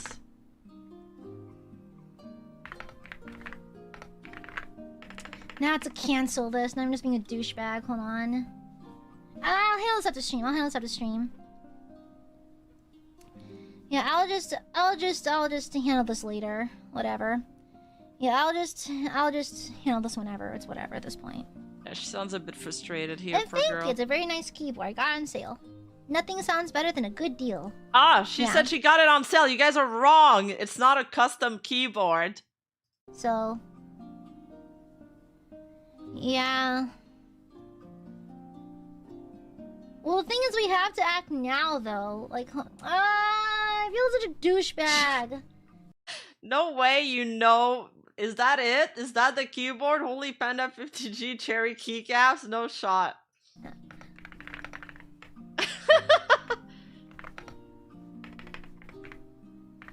And YouTube crashed. Because of course it does. Not a single damn break today.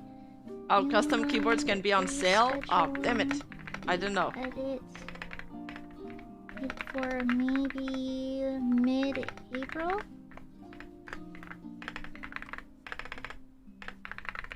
Stretch? Thank you for the stretch.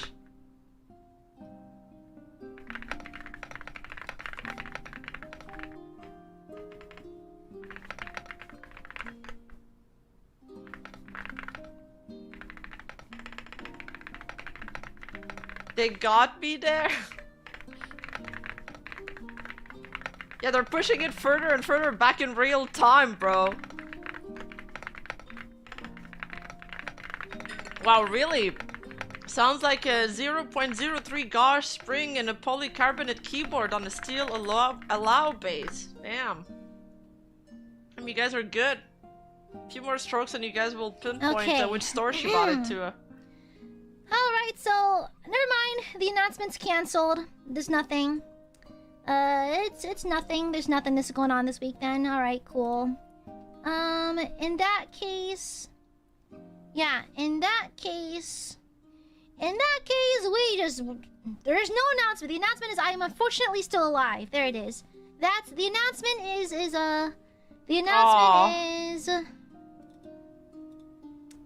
the announcement is look how cute my cat is. Look at him. His name's Balthazar. He's my cat. He's adorable. He's kind of chubby. He lost some weight recently, actually. He's been doing good by the vet. I mean, I would crash out too. I can't blame her. Yeah, the vet told him he's lost a bit of weight, so they can stop body shaming him. That's nice. You know? Like, my cat was pretty aggressively body shamed, you know? And so, good to know he's down to 13 pounds flat. You know, he used to be around 15, so he lost a couple pounds. He is my son. He's fat, but I love him anyways. I love him because I do like him a little chonky though. The vet said he's slightly overweight, but still a healthy weight range. He's a little chubby. Yeah. And I was like, is he as long as he's healthy, he's okay, right? And she's like, yeah, he can be a little overweight and healthy. I'm like, okay. And The vet said that about my dog too. My dog can eat whatever the fuck he wants, okay? He's a prince. so he's a nice plumpy weight. He's a plumper. He's a plumpy boy. He'll be plump. Yeah. But he is my son and I love him. Yes. Even though he screams all the time. He yells at the most minor inconvenience. Alright? Yeah. So, never mind. There's no announcement here. I'm just announcing my cute cat photo. Look at this. Look how cute he is. You can hear him sniffing you in this. I think I was in the kitchen. Yeah, I was in the kitchen in this photo. He kept bothering me, so I took a photo of him. 2 years ago, she was one of the few that told her friends to stop asking her to graduate after Cellens, that she treated Niji as a part-time job. Yeah, Aya is one of the most liked livers and female livers on the EN side, I believe. Like, Aya and Scarly have a pretty good reputation. And yeah, I could tell... We also had to tell people to stop, telling her that in chat because you look schizo, honestly, and it's rude. You can't tell people to graduate if they don't want to. Like, it has to come from them. Yeah. So the announcement is, look how cute my cat is, okay? That's the whole announcement. Alright. That's the whole announcement. Yeah, okay, so... Sorry about that. We'll do something else for Friday. Friday, because now there's an empty stream slot. So we'll do something for Friday. I might like play like Divinity or something. Yeah. Or I might just do an incredibly spiteful stream where I pretend to release a cover or something. Oh no, we'll see. And so, That's yeah. funny. Okay, well, I'm gonna call for tonight. I have to handle some chores before bed. I gotta go to work tomorrow. So, I'll see you tomorrow, okay? Yeah, I'll see you tomorrow for Tainted Grail. Good night, Burbs. Thank you. She's choosing to say this all on her, Dan. What, are you gonna say she's asking for it next? I mean, dude, I think she knows this is a part-time job for her. And she's got to navigate some corpo stuff from time to time. I think she's like used to it because she also is a job holder IRL. And when you have a lot of job experience, like the Nijisanji setting can work if you're somebody that is used to those kind of corporate environment where you'll have a lot of obstacles in your way that you gotta navigate through them. That setting doesn't fit with everybody, but I mean, Aya seems like it's frustrating. It's like when your job, your boss ends up giving you a stack of work 1 hour before you're supposed to leave work, and you're like, how the fuck am I supposed to deal with that? But that's just the reality of people that works for in companies, and not just VTuber companies. It sucks. Everybody's got something bad to say about their job. And you can be frustrated with your job, and you can complain about your job, but leaving it, seeking other employment, for some people, they might feel like the cost outweighed the benefits, and she has her own personal XYZ reason as to why she wants to stay. That's it.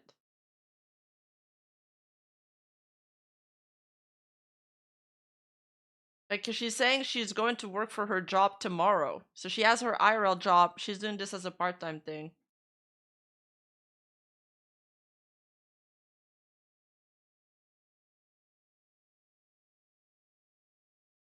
This is like a Redditor summary. Regular A admirer here. I was in the stream when she discussed the situation and eventually decided to delay DMV. It's not scrapped to my knowledge. She just moved it to June so as to not clash with any of her other gift plans. Oh, gift plans, not girl plans. Originally, it was going to be a short covers, but her manager found out last minute that MV shorts can't be over 1 minute length. Goddamn manager. She didn't see the message until a few hours before stream where she was going to announce it, opting not to upload it in multiple shorts. She scrapped the short and chose to upload it as a normal MV. She was originally going to upload it with pre-existing art, but later decided to wait because she wants to commission art for it. If it was going to be a full upload, the MV will be coming in June since Aya likes to keep gifts or projects spaced out, and the next empty spot in her schedule was then.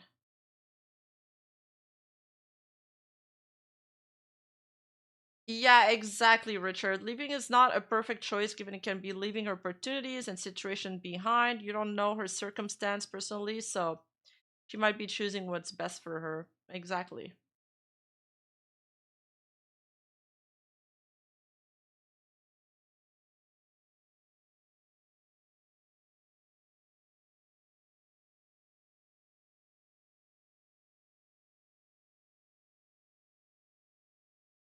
Okay, so last week, I believe, we looked at a few Nijisanji like viewbotting streams, like some viewbotted streams, or some streams that had very odd graphs. Now, something similar happened with the Meloko stream. She streamed, and she cut and restarted her stream 3 times during one long seance. And in the first stream, she had about 8,700 viewers. In the second one, she had 49,000. And in the last stream, she had 9,700 viewers. The 49,000 one is kind of crazy. So this was a 19-hour stream. And in the first stream, she ended after pushing the 12-hour limit to keep the VOD, because on YouTube, your VODs can't go past 12 hours. Which is why it's kind of difficult to make a real subathon on YouTube. You kind of just always have to cut the stream after 12. Then she starts the second stream. And then she ends about 4 hours after peaking around 50,000 viewers. And then she started her third stream soon after, where it peaks around nearly 9,000 viewers. So when we did look at her second stream, from what we gather from the auto translations, like, take it with a grain of salt, but it seemed to suggest that Miloko noticed the rising number and was not sure what to do about it. Like, she kind of felt like those were inflated numbers. So she decided to end the stream and opt to create a new stream to get rid of them. And there's a portion where she wonders if she creates a new waiting room, whether the number will rise again. And this is kind of similar to what happened to Wilson last year, and he was like kind of freaking out about being botted. This is like the first stream graph. The second stream graph, which has like a really consistent rise. And then the third stream graph.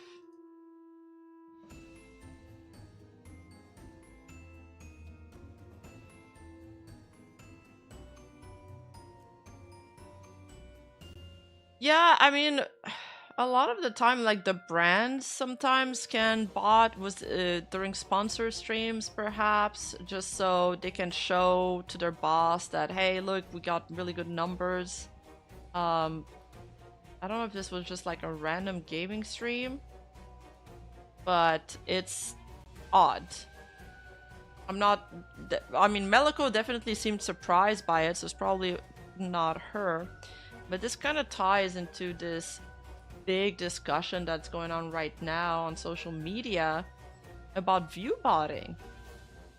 And lately, this streamer manager Reed voiced support for viewbotting, saying creators are at a disadvantage without it. The reality is, if you're not viewbotting and everybody else is, you're at a disadvantage. And he wrote this article.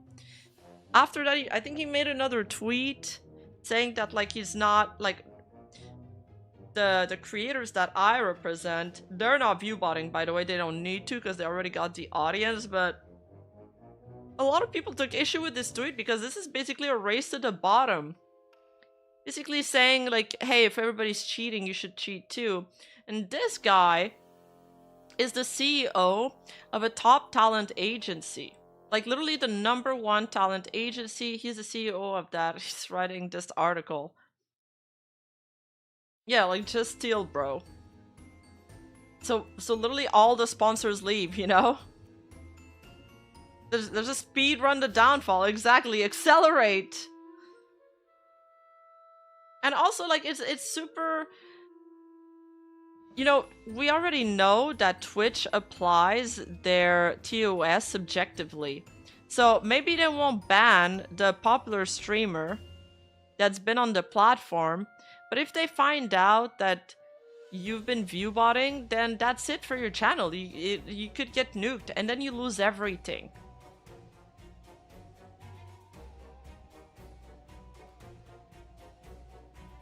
Moist Critical also made a video on it. We're just gonna watch a clip though. 100 followers, 225 chatters, and 750 concurrent viewers. Not bad for less than $800 a month, and these companies accept crypto payments. So he's saying that he's not actively advocating for viewbotting your channel, but if you're not, well, you got your own. Like, everyone around you is doing it. Maybe you should shift your strategy. I don't know. To me, that feels like he is advocating for it. Maybe I'm on the crack pipe. He's pointing out a real problem, that these platforms don't enforce it, so the precedent has been set that there's no actual consequences. But it does seem like he's saying, you really should viewbot your streams if you want to succeed. And he does prop it up as a legitimate strategy and even insinuates that...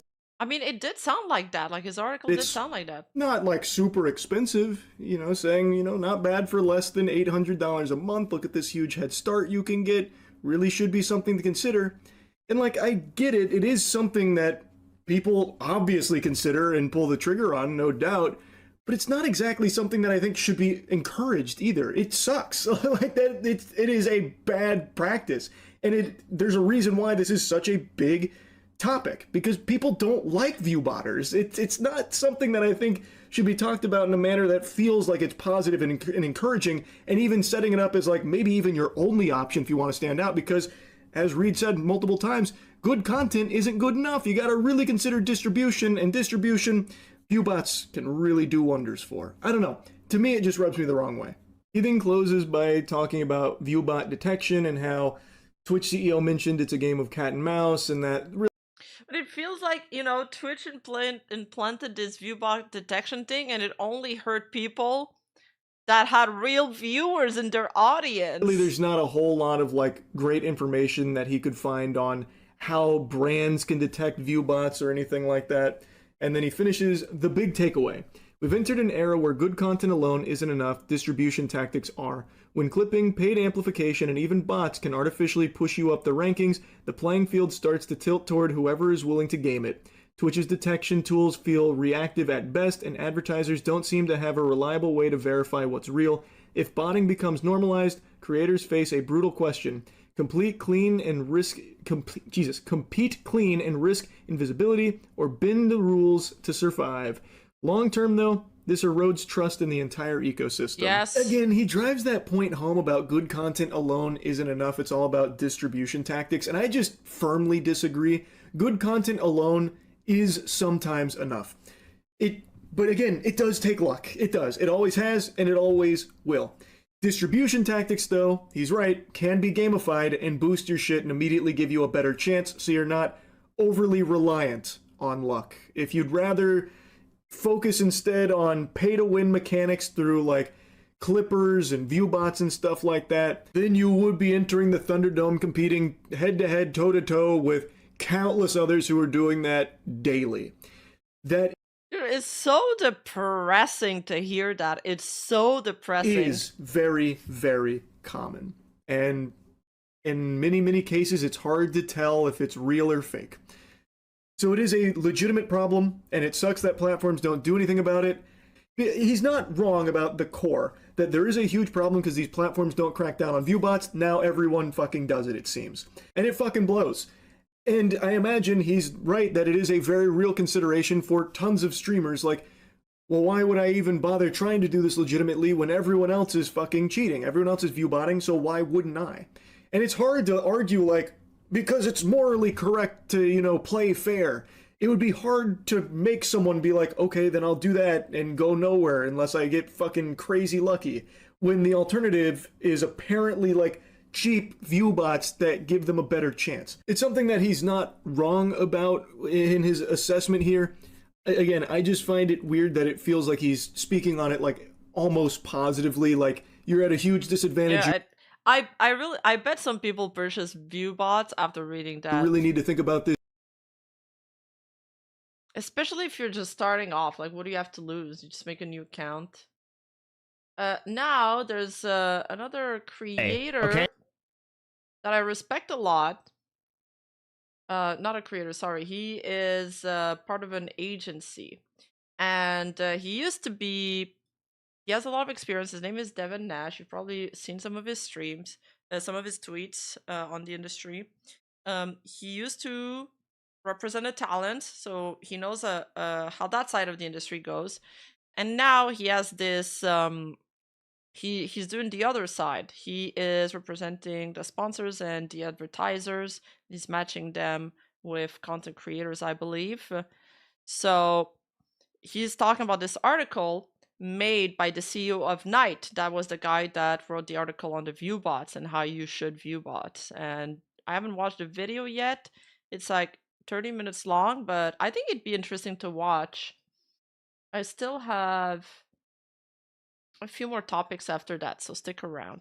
That do a lot of like what you end up seeing in the top like Twitch and like YouTube activations. Mr. Beast himself was with these guys until 2024, and I think he only left to just kind of build his own thing. So the reason why I say this, and I want to open with this, is important.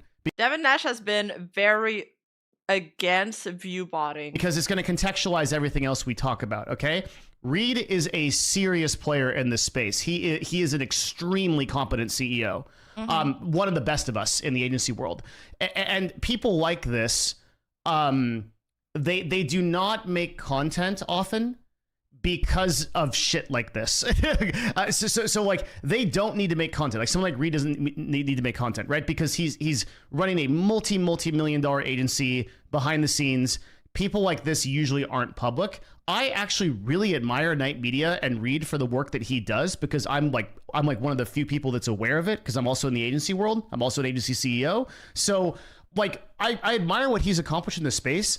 And because people like this are not public typically, it's kind of sucks when an article like this is written this way, because it encourages people like Reed to not be public. Because to be clear, like the reason why you don't see a lot of business people creating content is because we make so much money off of the back end stuff that we don't need to, right? It's not advantageous for us to create content, because if we created content, then the only result of that can be negative. We don't need the lead generation from content, because we do all of our business off of brands, and we any kind of like public scrutiny we get is going to be a net negative. Yeah, that's literally what is happening with Mythic right now. Like, I don't know, like the fact that they're a public facing agency is what is getting them flack right now. Whereas if you're just like kind of operate in the shadows, you know, you're getting the money, you don't have all the downsides that comes with popularity. Although you could argue that Mythic being a public facing company is also what, you know, give them a kickstart. So I'm generally of the opinion that we should encourage people like Reed to create content. And I encourage people to post more. So I don't like the framing of this at all. And I'm also creating this video because as I run my agency, I also have no incentive to post these YouTube videos, and I've also been the number one public enemy of pretty much most major media outlets that cover gaming or Twitch or things like that at some point in time, as well as like front page of Reddit and things like that. So like hit pieces don't really contribute to industry professionals talking, and it's really our only insight into like their world. So I guess I just wish that I had somebody to kind of back me up when I like write the stuff and post the stuff that's in the expertise world. And so I guess I'm kind of doing that by proxy for Reed. Yeah, just kind of a quick note there. So let's read the post. Any kind of public scrutiny is a net negative. It probably something that should lead you to questioning what you're doing. I question what I do every single day. It's I think a lot of creators are like that, you know. On one hand, you need your content to be viewed by people. On the other hand, there's like there's like this immense anxiety that comes with it, and there's these problems that only come that don't exist anywhere else than just being somebody that's public facing. So it starts off, says the CEO of an influencer talent agency that works with the streamers Kai Cenat and Hassan voiced his support for Viewbotting. Okay, we'll kind of see if that's true. That's kind of an insane thing to write an article. In his post, he explains that bots are going undetected and Twitch benefits from this because more viewers look better when it comes to advertisers. This is absolutely true, right? And we're going to break down like why that is true. He says, quote, that we've entered an era where good content is not enough. Clipping, paid amplification, and even bots can artificially put you up in the rankings. The playing field starts to tilt towards whoever is willing to game it. Twitch's detection tool feels reactive at best. Advertisers don't seem to have a reliable way to verify it at all, or what's real. And he goes on to say, if botting becomes normalized, creators face a brutal question: complete, clean, and risk invisibility, or bend the rules to survive. And that was the extent of Deserto's breakdown on this. And that's all I'm going to talk about in terms of this article. I'm not going to break this down. I'm just going to go to Reed's direct post, and then we're actually going to talk through like the industry stuff and understand it. Just because, like, again, I think this is basically a hit piece. I'm kind of only featuring it so you can have a contrast. So I guess, wait, so Devin Nash just doesn't like the way Dexerto framed the article. He thinks Reed's been done dirty or what? Contrast against what he actually freaking said, and I'm gonna end it there. Don't get me wrong, Deserto does a lot of good work. I don't think this is one of their good works. Oh, yeah. I think this is again, it doesn't encourage industry professionals to write cool stuff. So what did Reed actually say? Let's go there, and then we're gonna take some notes on some of this, and we're going to get into like the nitty gritty of how like Viewbotting and this analysis works, because you're on a Devin Nash video and you like deep analysis, don't you? Oh yeah. You love really boring YouTube videos where we talk for like 40 minutes about how a very specific mechanic of content creation works. That's why you're here, baby. And I'm not going to disappoint. Okay. All right. So, first of all, Reed starts off of his article, and the name of the article is "It's Time to Start Viewbotting." Okay, we like, as much as I just defended Reed the last The clickbait headline. 10 minutes, we could have done a little bit better if we were not intending to piss off the entire industry on that title. I will give you that. That's fine. So maybe he could have chosen a better title. True. I'm just gonna skip a little. If everyone else is botting, why shouldn't you? We used to live in a world where if you made great content, algorithms would find you and your audience for your videos. Now creators have to clip farm, pay clips. Sometimes they even have to viewbot to get a better chance at capturing more attention and breaking through the noise. This is especially true on platforms like Twitch, where viewbotting can surface you to the front page of popular streaming categories. So I think it's really important to understand why this is so prominent on Twitch, okay? And the big reason for this is because Twitch is the only social media platform with no real actual discoverability. Okay, and like, there's going to be people that work at Twitch that watch this video that are like, that's not true. It technically does have exclusive, but really it doesn't. Okay, so when I go to YouTube, okay, I feel like they're better at that though. Like a lot of the time, sometimes I see a VTuber's tweet, and then I open up Twitch and they're in my suggested streams. I'm like, how the fuck do they know? And I pull up the YouTube homepage, and what do I see? The first thing I see is like a series of recommended videos, okay? And those recommended videos are going to be based on kind of like what I like.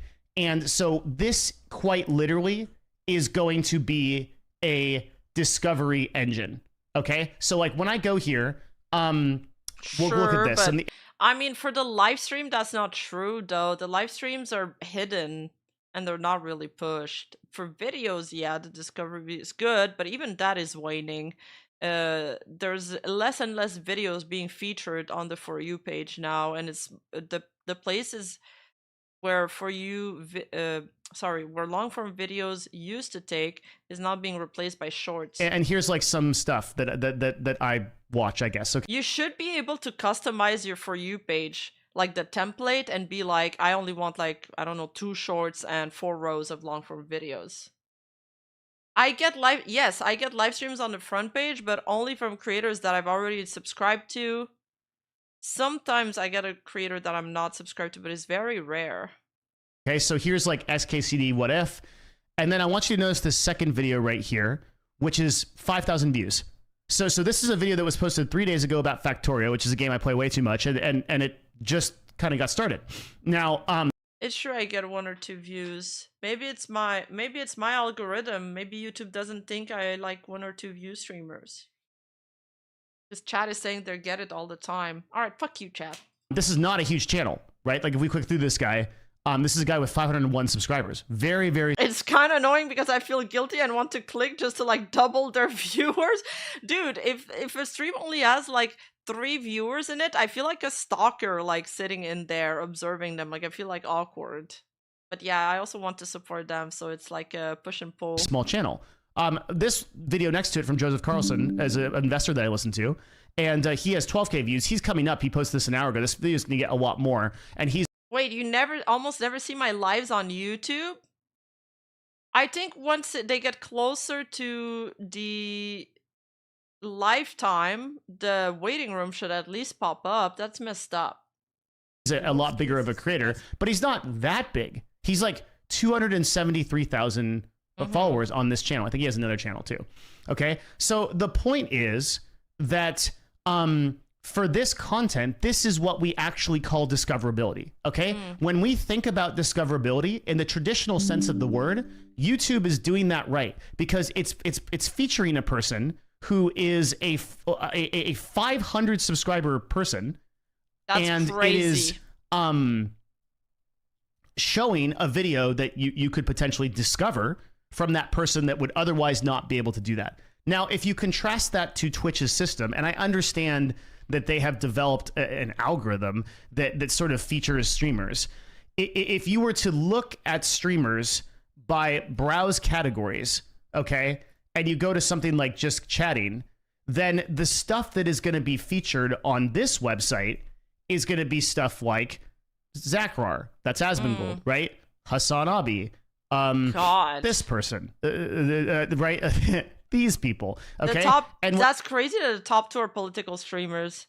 what you notice is like these are basically people who have the most viewers. And so if you go by the recommended section. Wait, Lucy Pyre did a video on this topic. Is it recent? I get a recommendation for VTuber streams VODs on YouTube with views in the double or triple digits a couple times a week. I don't get any small streamer reaction, at least not the ones with 1 or 10. Everybody seems to have a different experience. That's interesting. But for example, after we did the Nurosama thing, now I keep getting like Nurosama recommendation. I think it depends what you watch. And if you watch multiple videos from one creator, then oh my god, that's all the algorithm's gonna give you.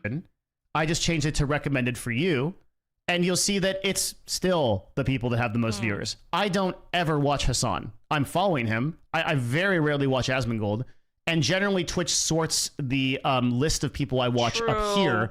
But like this is an accurate amount of people that I watch. Like I watch a lot of Path of Exile content creators and a lot of like the OG people like Lyric or Soda Poppin or something like that.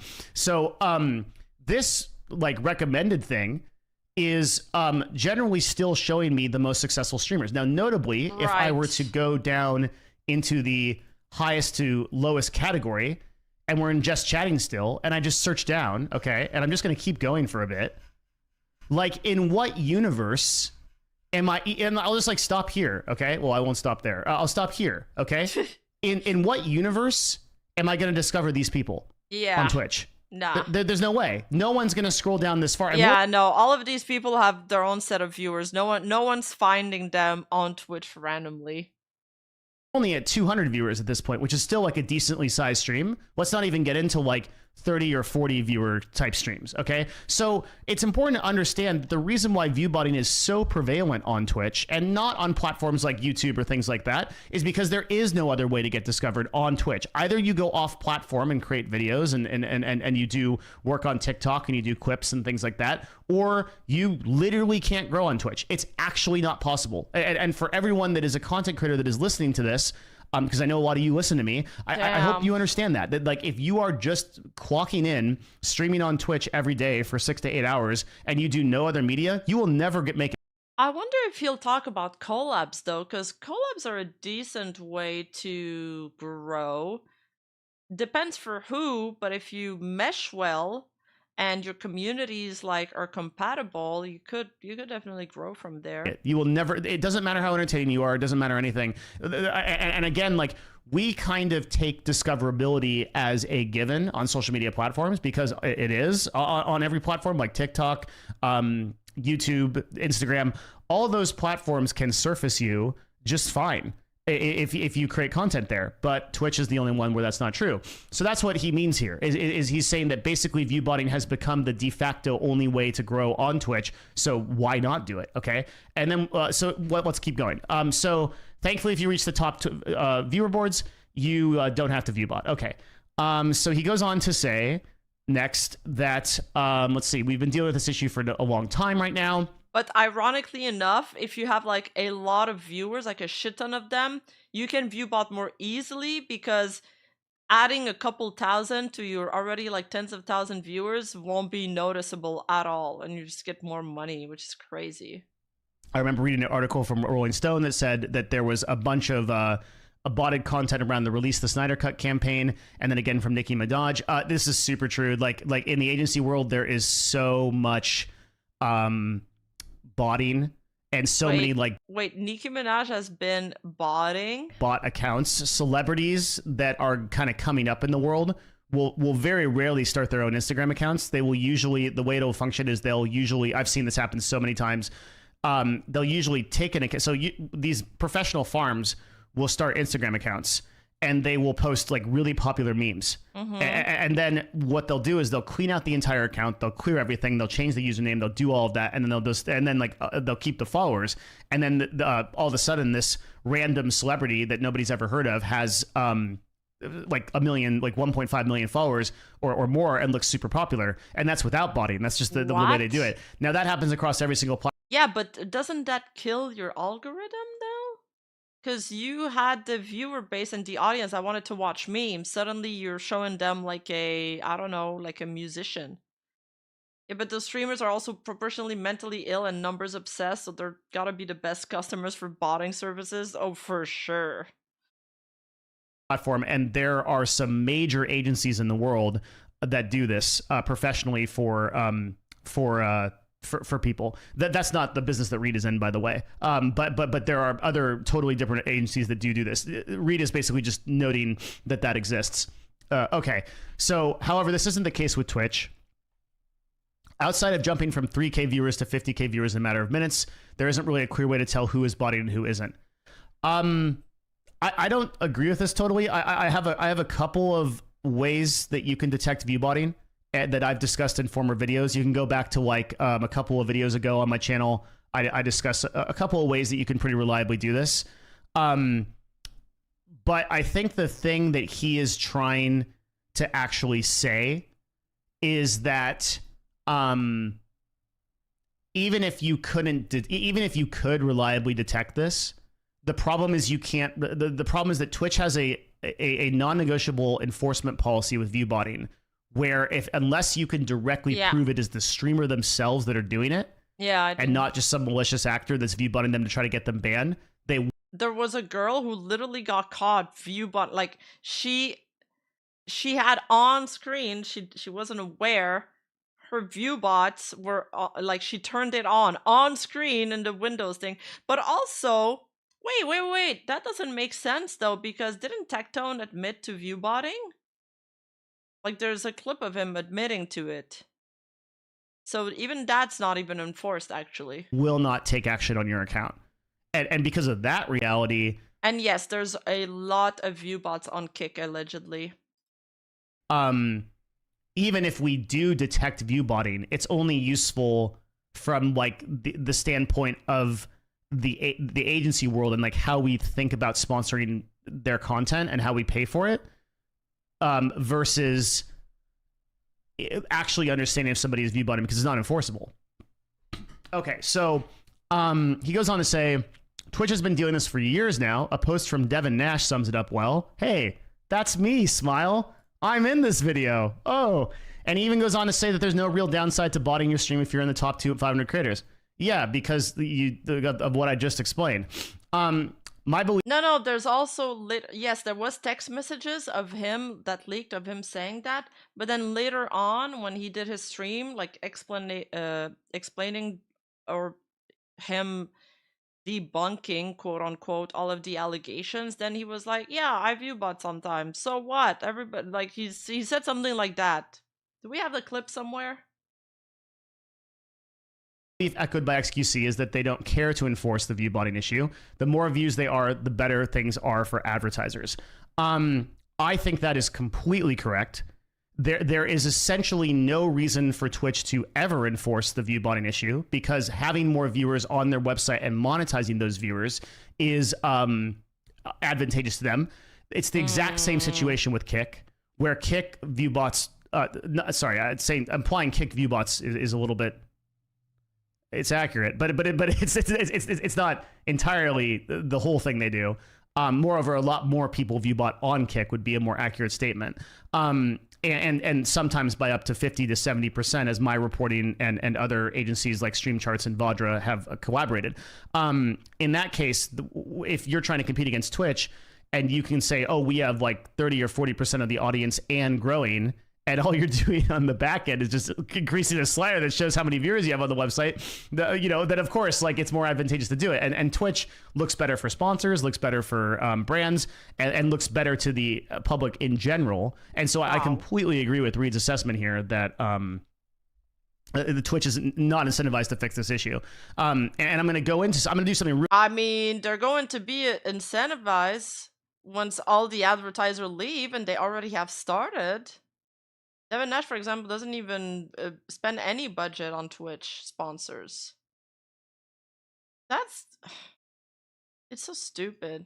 At a brand level, agencies can basically make infinite money by viewbotting Twitch, and Twitch is never going to enforce this. That's what I'm going to do next. But before I do that, this is a quicker video. We're going to do a call to action. We're going to do a secret call out. It is 1717. What a good time. 1717 in the video. If you are still here, because you just love analysis. You can't get enough of it. 17 minutes just blew by in this video. Leave a comment in the section below that says you're still here, 1717, with a timestamp. I would really appreciate you. We had so many people do it in the last video. Just made me so happy. Thank you, everybody. The only call outs I want to do is literally, I don't get sponsored for these videos. I'm never going to take a sponsorship because on my business side, I can't take sponsorships, but you can take a look if you want to support me at my Patreon, patreon.com/DevinNash. My Patreon is really cool. If I do say so myself, I have made over 200 videos here about all kinds of stuff, mostly like self-improvement type stuff. So the one I did a couple of days. I actually considered buying his Patreon because he has some really interesting topics, but we're short on time, so I'm gonna skip that. But check it out, honestly. If you want to learn about content creation, it's a very good You pay $5, you get all those videos. Pay it one time. And there's some other tiers too. I have like a mastermind tier where you can come meet with me every Saturday, discuss your business with me. I work on it with you, and it's also super cool. That's like $25. But if you want to support the channel, the best way to do it is through the Patreon. Just sign up there, and I would really appreciate it. If nothing else, you just want these videos to exist, that would be great. Other than that, I do have a link to consulting that I do down below, but just frankly, I'm so backed up on consulting right now. I have about a 4-month queue. So at least for the purpose of this filming, it's probably not relevant to you, but if you want to check it out, it's down there below. So hey, just thank you guys. 1717, let's keep going, and let's really break down what the math and kind of the secret is here on like why this sort of viewbotting is a thing. Okay, so let's look at this. Okay, so a couple of things. Let's first establish that like the rate that you sponsor a streamer for, which in of itself is interesting on Twitch. Okay, Twitch sponsorship. Viewbotting 10. I don't know if this was the clip. To 14,000 viewers extra, and I was like, what the fuck? And bro, there was motherfuckers going live on stream saying, yeah, Viewbot, hold up, I gotta send an extra 2,000. Have I dabbled in it? You're goddamn right. I absolutely tried it. Hey, it is what it is. Bro. Yeah, so everyone does it, guys. Fuck me, dude. This guy's so fucking... it's basically what the article says. Everybody does it. Why shouldn't I do it? If I don't do it, I'm at a disadvantage. This sucks. Rates. And we're going to make this a little bit larger before we discuss. So just keep in mind, as an agency CEO, I've done thousands of deals on Twitch. I just know these rates. You can also confirm these by looking up the rates online. But generally speaking, it's going to be about 80 cents to $1.50 as of 2026 per CCV. That means per viewer. Okay. And the typical range that you'll get quoted is about $1 to $3. Now, it'll be higher if it's like more premium. So like obviously if I'm going to sponsor someone like Kai Cenat, who has like a very limited inventory of advertisements that they can support, and frankly just a lot of exclusivity and like power behind his brand, that number is going to trend up higher. And then like if I have someone that's like less exclusive and it's like it's easier, then it's going to be lower. But generally you're going to run like this range here, and sometimes you're going to go higher. That means that for an 1,000 CCV, so a person that gets 1,000 viewers, okay, typical sponsorship is 2 hours long for a video game, and we'll just put it right in the middle. We'll just say it's $2, okay? So for all you math aces out there, how much money does a single sponsorship for 2 hours at $2 make for an 1,000 CCV streamer? It's $4,000, okay? So $4,000 is what the streamer would end up getting, except that an agency typically takes about 20%. That's like on the high side. It's about 15 to 10% sometimes And especially with Twitch in like 2025, 2026, that number is trending downward. But I just want to say it's let's say it's 20%. That's about $800 because that's 20 of 4,000. Okay, so what that means is that the streamer gets for this 2-hour deal, $3,200, and the agency gets $800. Okay, now comes the interesting part. Okay, so we know all these rates. Let's go into what it actually costs to viewbot somebody and talk about that. Apparently, some of them are expensive. A viewbot typically costs about 0.01 cents to 0.02 cents per viewer hour, compared to the $1 to $3 thing. Thank you so much for the raid. Welcome in, Loom viewers. Welcome in. Oh, by the way, I'm like at Berserk Volume 10 now. Just started it. I fucking love, what's his name? Is that Sepiko? He's awesome.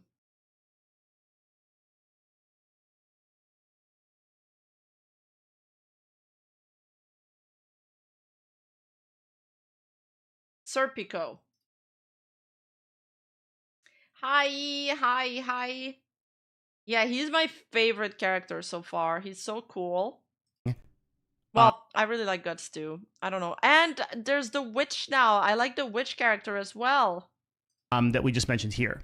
So if you are a math whiz, you are already seeing the problem here.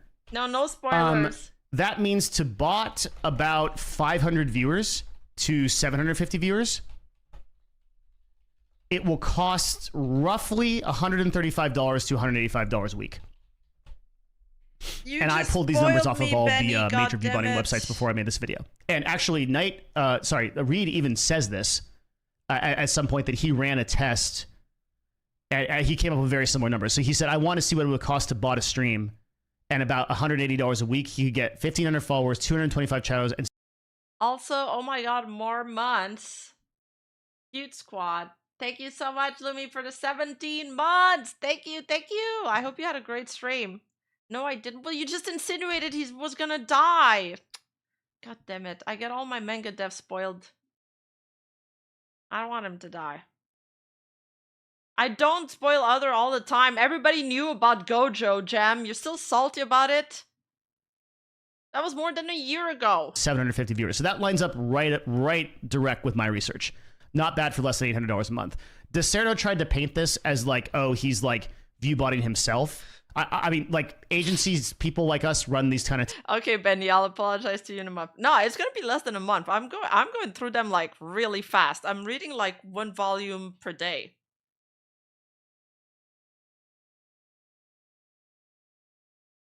Rima can't keep up how many spoilers she spam. I don't! I literally don't spoiler spam! What do you mean?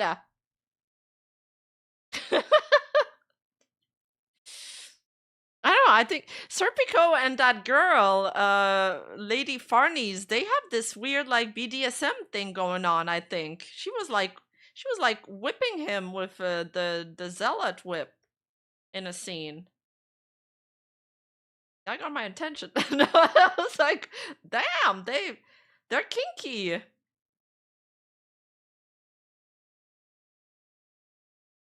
Dumbledore dies. God damn you, Gareth. You spoiled Harry Potter for us? Tests all the time, just to either to inform like the kind of like usually honestly to inform our brands of it because we want to get better results for them. Now talent agencies are less incentivized to do that, of course, because they're not working for the brand. In my case, I am a brand facing agency, so I don't work for talent. So in this case, like maybe he's a little bit more incentivized, but still, you know, he's just running tests. He's not doing that. Okay, so why does it always create those arrows? Because I'm trying to. All right, we're back here.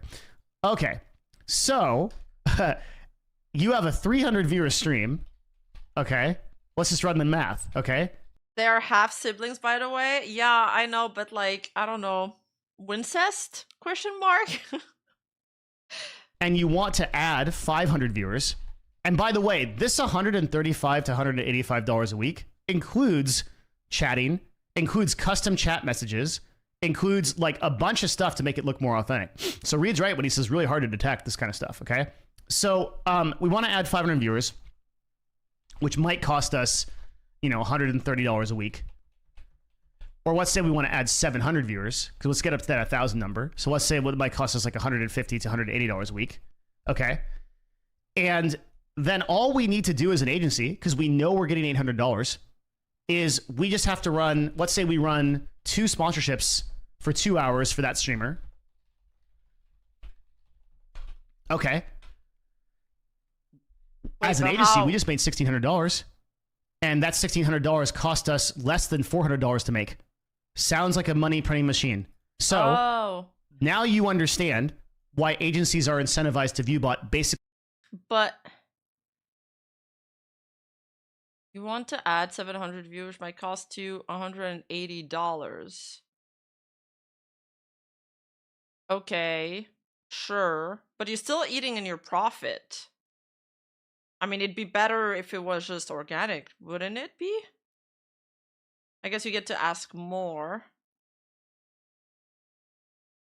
Indefinitely. The workflow goes, hey, I'm an agency. So I call up my a brand and I say, I've got a great guy with 1,000 viewers and he's really engaged and he has lots of custom chat messages that will talk about your brand because everybody in there is really engaged and they're totally not bots, and they'll say a bunch of words like Johnson and Johnson or healthy oatmeal bites. It's on my desk. They're really good from Whole Foods. Okay, and they'll say it over and over again, and you'll think it's authentic engagement, and then you'll pay. No, Genevieve, he's talking about the article of the guy that said that you should start viewbotting. But he's explaining the article. This is Devin Nash. He's the CEO of another agency, but he's more on the brand side. The other guy that wrote the article, he's the CEO of 9 Talent Agency, which is like the biggest talent agency on the content creator side right now. Me lots of money, right? And the brand goes, I will pay you lots of money. That's really awesome because I don't understand this viewbotting thing. And I've never watched a Devin Nash video. Okay. And so now you just go to the streamer, and the streamer, this is the crazy thing, streamer might not even know they're being viewbotted. Like the agency they sign with an agency on the auspice that they usually do know that they're being viewbotted, and certain groups of people may know more than others. For example, certain clans that are going through like certain phases, like phase clans. Certain people might know that they're viewbotting more than other people, and some might be doing it intentionally. But generally speaking, oftentimes agencies might just be viewbotting a streamer who doesn't even know. That might be happening like 10% of the time, and like 90% of the time, it's honestly the streamer that's doing it. Okay, so agencies that are like botting people. Did he say that 90% of the time it's the streamer doing it? They go to the streamer who has 1,000 viewers, as far as they know, and says, "Hey, I got you a deal for $4,000, which is along the lines of the price that you want for deals. Here you go," and everybody's happy, except the brand, which then runs the over/under later on, and does what's called a very important number, which I have talked about in the past, called ROAS, which means return on advertising spend. But isn't the problem that for sponsors and advertisers, viewbotted channels are basically frauds? They're paying money under false pretext. Absolutely. But the thing is, when it comes to corporations, and I worked with a lot of them, even IRL, they come in large groups, okay? And there's a lot of levels to it. And then, there's the big boss, there's the CEO. He's got all of his little minions underneath him. Let's say you're a sponsor from China. And you're like, we're running this advertising campaign for our new update that's going to launch global. And I'm going to call it like Sarah. Sarah's going to be in charge of running that campaign. So Sarah's like, all right, boss, I got you. Sarah's got her own workers, and she delegates that to her workers. And then the workers are like, all right, bet, let's find a marketing agency to give that budget to.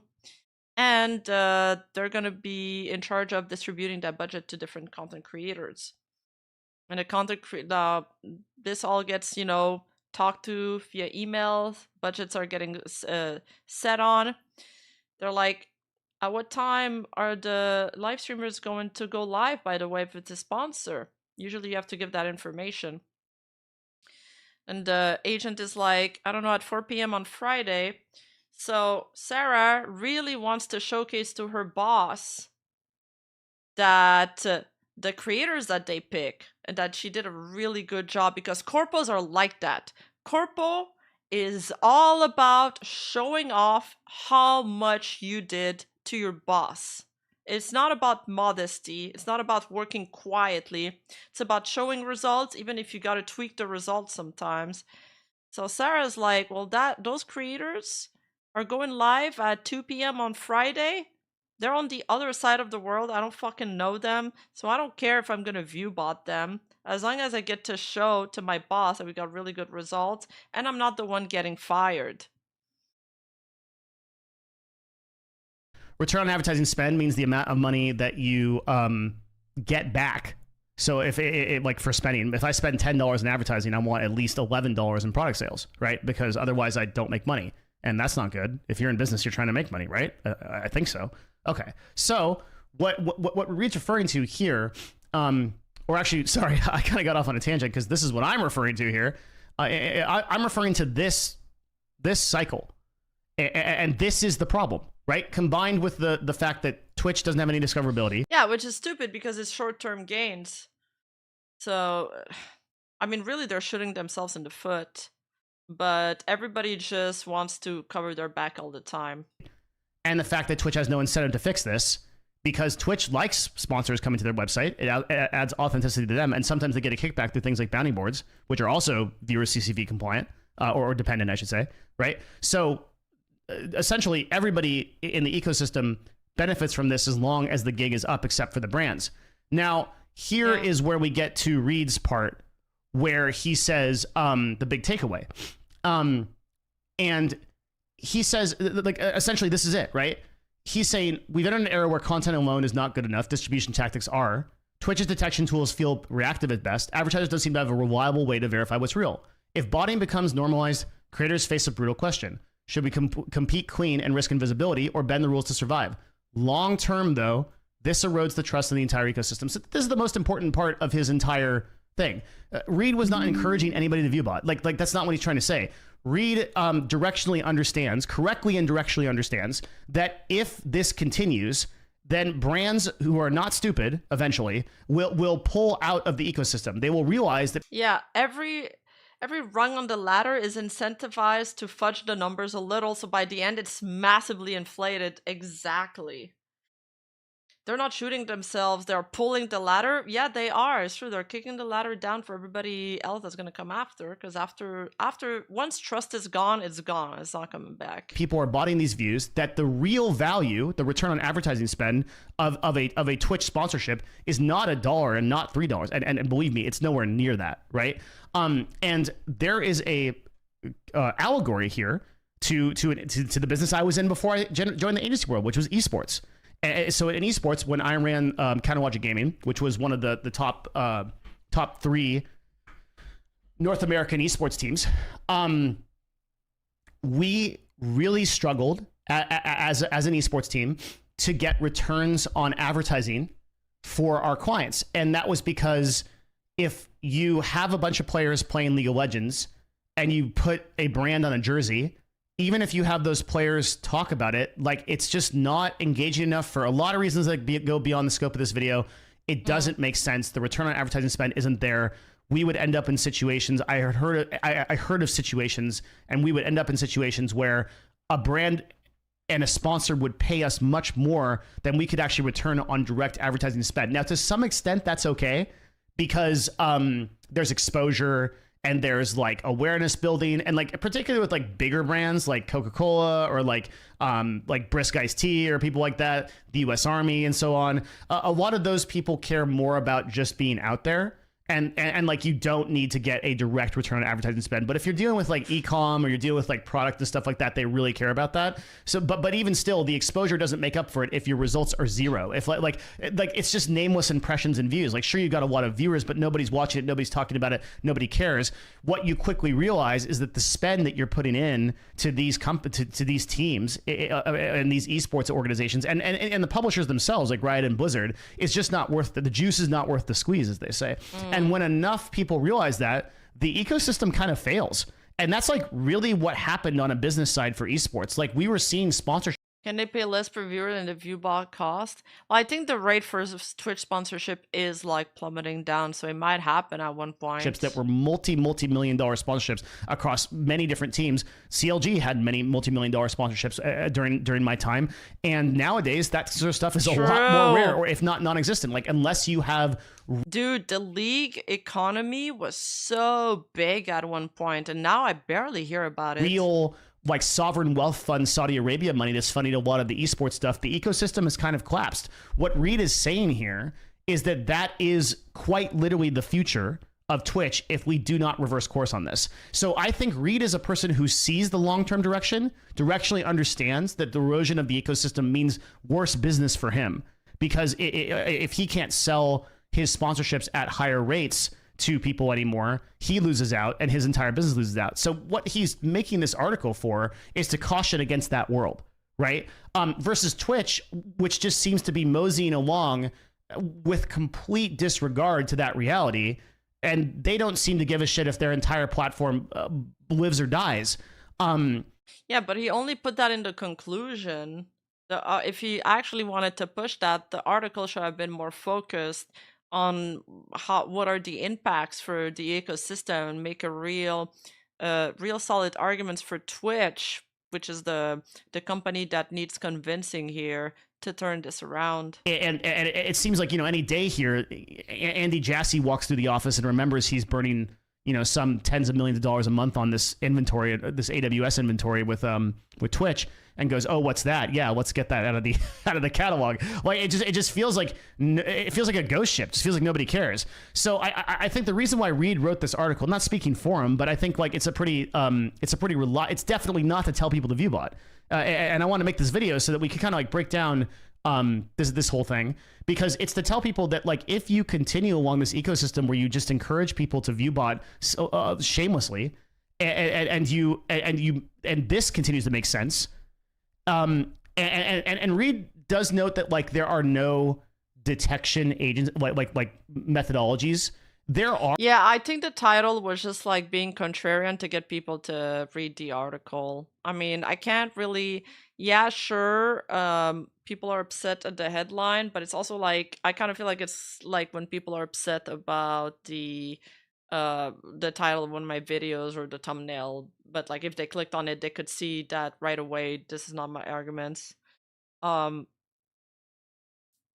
So although my thumbnails are kind of reflective still of the content, I think the content itself of the article could have also been there should have been more focus on that. Our reliable detection, like he even says in here, like if someone builds this, like email me. Like Vadra is a good example of that. These guys put a lot of time into I mean, like we had this one video, like the Vesper, we literally had in the title "Unhinged Rat," like it, like no, like the title itself signaled that it was a joke taken, not to be taken seriously, and then some people in the comments were still upset because they didn't even read the title. Like they don't even read. Like at this point, I mean, I can't just hold hand everybody.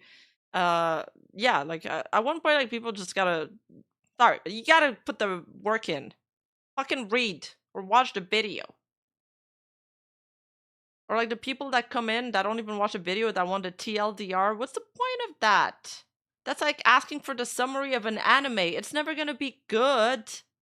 You ask for the TLDR, the summary of an anime, it's gonna be like, I got isekai into a slug. And a girl falls in love with me. You're not gonna be sold on it. You just gotta watch the fucking anime, and then maybe you'll like it. It's about the storytelling. It's about the road. Evaluating their campaigns for authenticity, for bad IVT rates and valid traffic, and for botting. And they've done a lot of studies on this. I know Streamer Charts also has done some work on this. So maybe they could connect with Reed. So I do think there are ways to reliably detect this. It's just the question is that if you're a talent agency and you make all of your money by the number of viewers that your streamers get, why would you be incentivized at any level to try to make this ecosystem healthier and cut into your own short-term profits? And I think what's happening with Reed and Knight Media is that he is someone that is big enough in the industry, because I mean, it's like in terms of talent agencies, Knight, like as is associated with Twitch and maybe even YouTube on some level, is kind of as big as they come. Directionally, Reed cares a lot about the future, like I do, right? Like I don't stand to make any money. I don't have any talent that I run. I don't care if the system exists or not. I just directionally really like streaming, and I want this ecosystem to be healthy. And I also came from an ecosystem that collapsed because of similar issues to this, which was esports. That esports has this long list of issues that I should probably someday make a video about. But I want this industry to be healthy. So I think people should not misunderstand him, and they should realize that like the reason why a lot of these sort of people are coming out and talking about this viewbotting issue is because we understand that like inside of 2 to 5 years, if we burn out every brand that has ever advertised here and they get significantly less rates, they're just going to stop advertising here, especially because there are such competitive opportunities with any kind of like pay-per-click advertising or digital or like any kind of traditional advertising on like Meta or Google, right? You could just get so much better return on advertising spend directly there. And it's also more attributable. You can. That's crazy. No, but exactly, it's like by the time these people get banned, like don't get sponsors anymore, they already made enough money or got actual viewers from the botting, so they kind of get rewarded. Track the campaigns a lot better and that sort of thing. So that's where Reed's going with this. I think we shouldn't be demonizing talent agency CEOs, okay? Deserto, leave us CEO. Okay, all right, thank you for this, Devinash. People, when they tell me One Piece is a good, it's a good TV show. You just gotta give it a few seasons, Pepper Spice. Trust. Oh my god, you people, you can't commit to anything. If you can't commit to One Piece, how do I know you're gonna be ready for marriage? It's a lifelong commitment. All right, another next topic. You just need to put in a few seasons before it gets good. Yes, that's what I said.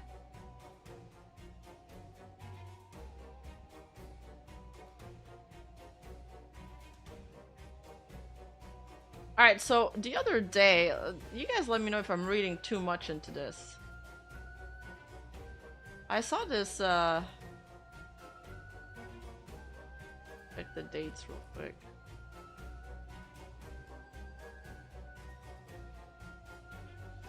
Yeah, let me know if I'm reading too much into this. So, I saw this sponsored tweet about Warcraft from Shy Lily, okay? With this demon outfit. And then I swear to God, they literally, both tweets just popped up on my timeline back to back. And then there's this Cinder tweet. If you look closely, you can see the little details. Showcasing the little details from her outfit. And I'm like, hold on a minute. Am I just reading too much into this? But I was like, wait. There's a few similarities. Now, the first time I looked at it, I was like, okay, this is very similar. But now that I look at their outfits more, there's a lot of differences. I'm looking very respectfully. I'm like, is that some kind of vague tweet? Is it some kind of vague jab, or I don't know. But to be fair, Cinder's got that outfit for a long time now. So yeah, these are both nanoless models. Lily's model debuted around August 2nd, 2025. So she's had it like for a while too. So why now? If this is like a little jab just to make people notice the similarities, why do it now? And secondly, yeah, the demon model for Cinder actually debuted on July 2023, so Cinder had it for a long time. They're both nanoless model. This is the full Cinder model, and this is the Lily one.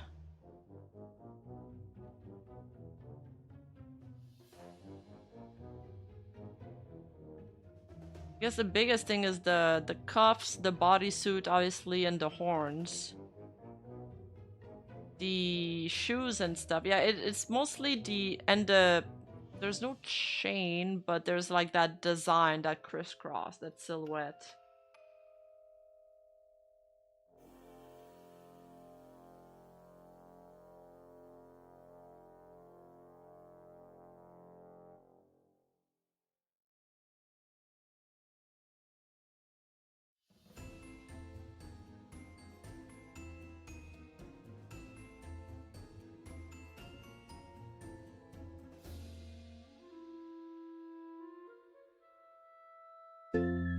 So I don't know, I might be reading too much into this, or maybe this is still their ongoing rivalry. Going strong, heated rivalry. Cinder X Shy Lily. Next topic, there's this clip from Doki on how she stopped talking to her parents.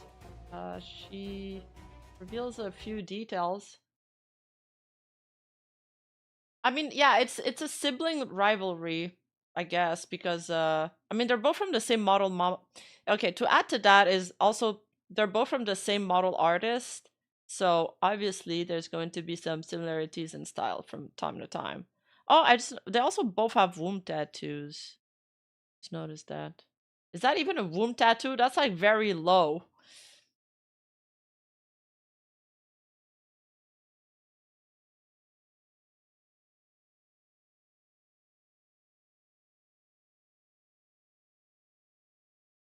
I know you guys were pushing for the womb tattoo for my next outfit, but our next outfit is supposed to be more seso, not more yabai, chat.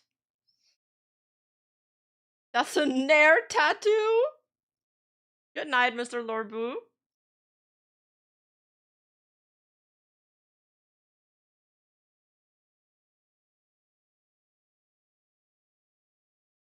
Scream, I actually missed the original outfit you had. You mean my original model? The Japanese one? Like the kimono? No womb tattoo, please. I think I want like a hoodie and some shorts or something. I don't know.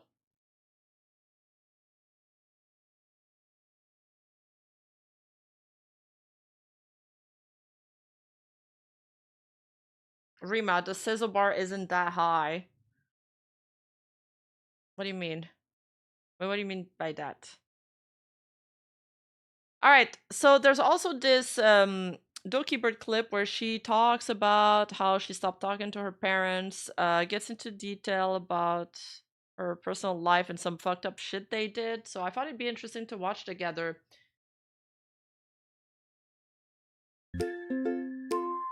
Yeah, like I told you, my family is like it was literally like those TV dramas that you see, like actual soap opera shit. But that's what I think I'm saying. I'm doing as okay as I can, learning how to be on my own. Like, I'm trying my best. It's like baby steps, you know? It's like little baby steps every day. Yeah. But it was like my choice to like leave my family. Also, like, not like, you know, my extended family was my family's choice.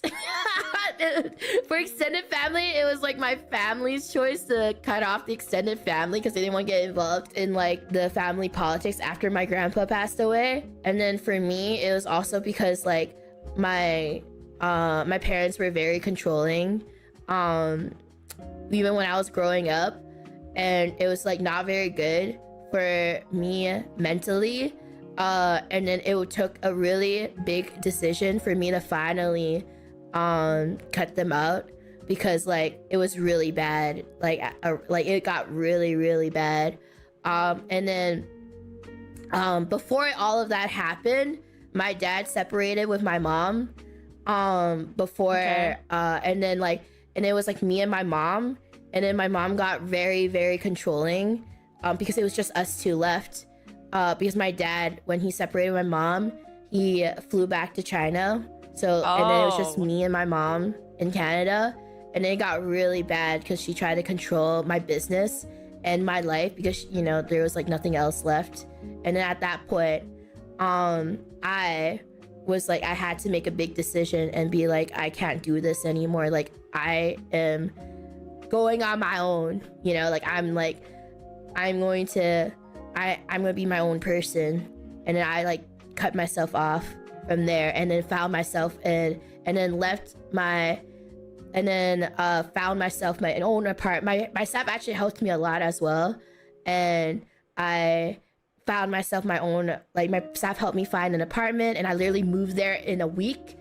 And I really appreciate my landlord for like he literally fast passed my application and everything, and like got me like let me like get the apartment and like rent the apartment. Oh my god, goated landlord. That's rare. Within like a week process and everything. And then after that, like, you know, I've just been learning how to live on my own type deal, because I've always had to. I was babied a lot growing up, and I lived in a very bubble. I lived in a bubble child. I was literally a bubble child. I was like I said, that's why I was like, when I was growing up, I wasn't allowed to touch the stove or anything until I turned 18, which is fucking crazy. Like when I told people that, they're like, "Are you okay?" And I was like, "My parents never let me touch the stove." Like Wait, they are super controlling. Holy shit. I feel like there's a joke to be done here with my cooking and me touching the stove, but I can't think of anything right now. like I wasn't allowed to touch the lighters. I wasn't allowed to touch the stove or anything. And like I didn't learn how to use the dishwasher or like use the laundromats or like the dryer and the washer until I was like 18. What's Rima's excuse? Okay, Allison. And then that's when my parents had to do like a fucking, because they're like, oh you gotta, because I chose the university I chose was not the university they wanted me to go. Because the university they wanted me to go was a more Asian university, and I went to a predominantly white university instead. Because in their heads, they were gonna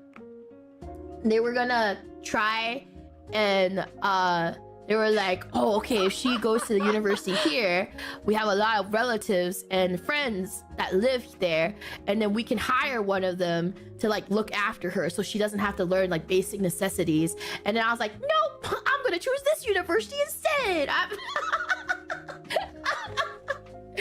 just like, I'm gonna choose this university instead. True, right? That's very un-Asian or anti. I mean, most immigrants are like that, I think. When we were kids, we must already know how to cook, because they say back then, when they were 9 years old, they were already doing cafeteria business.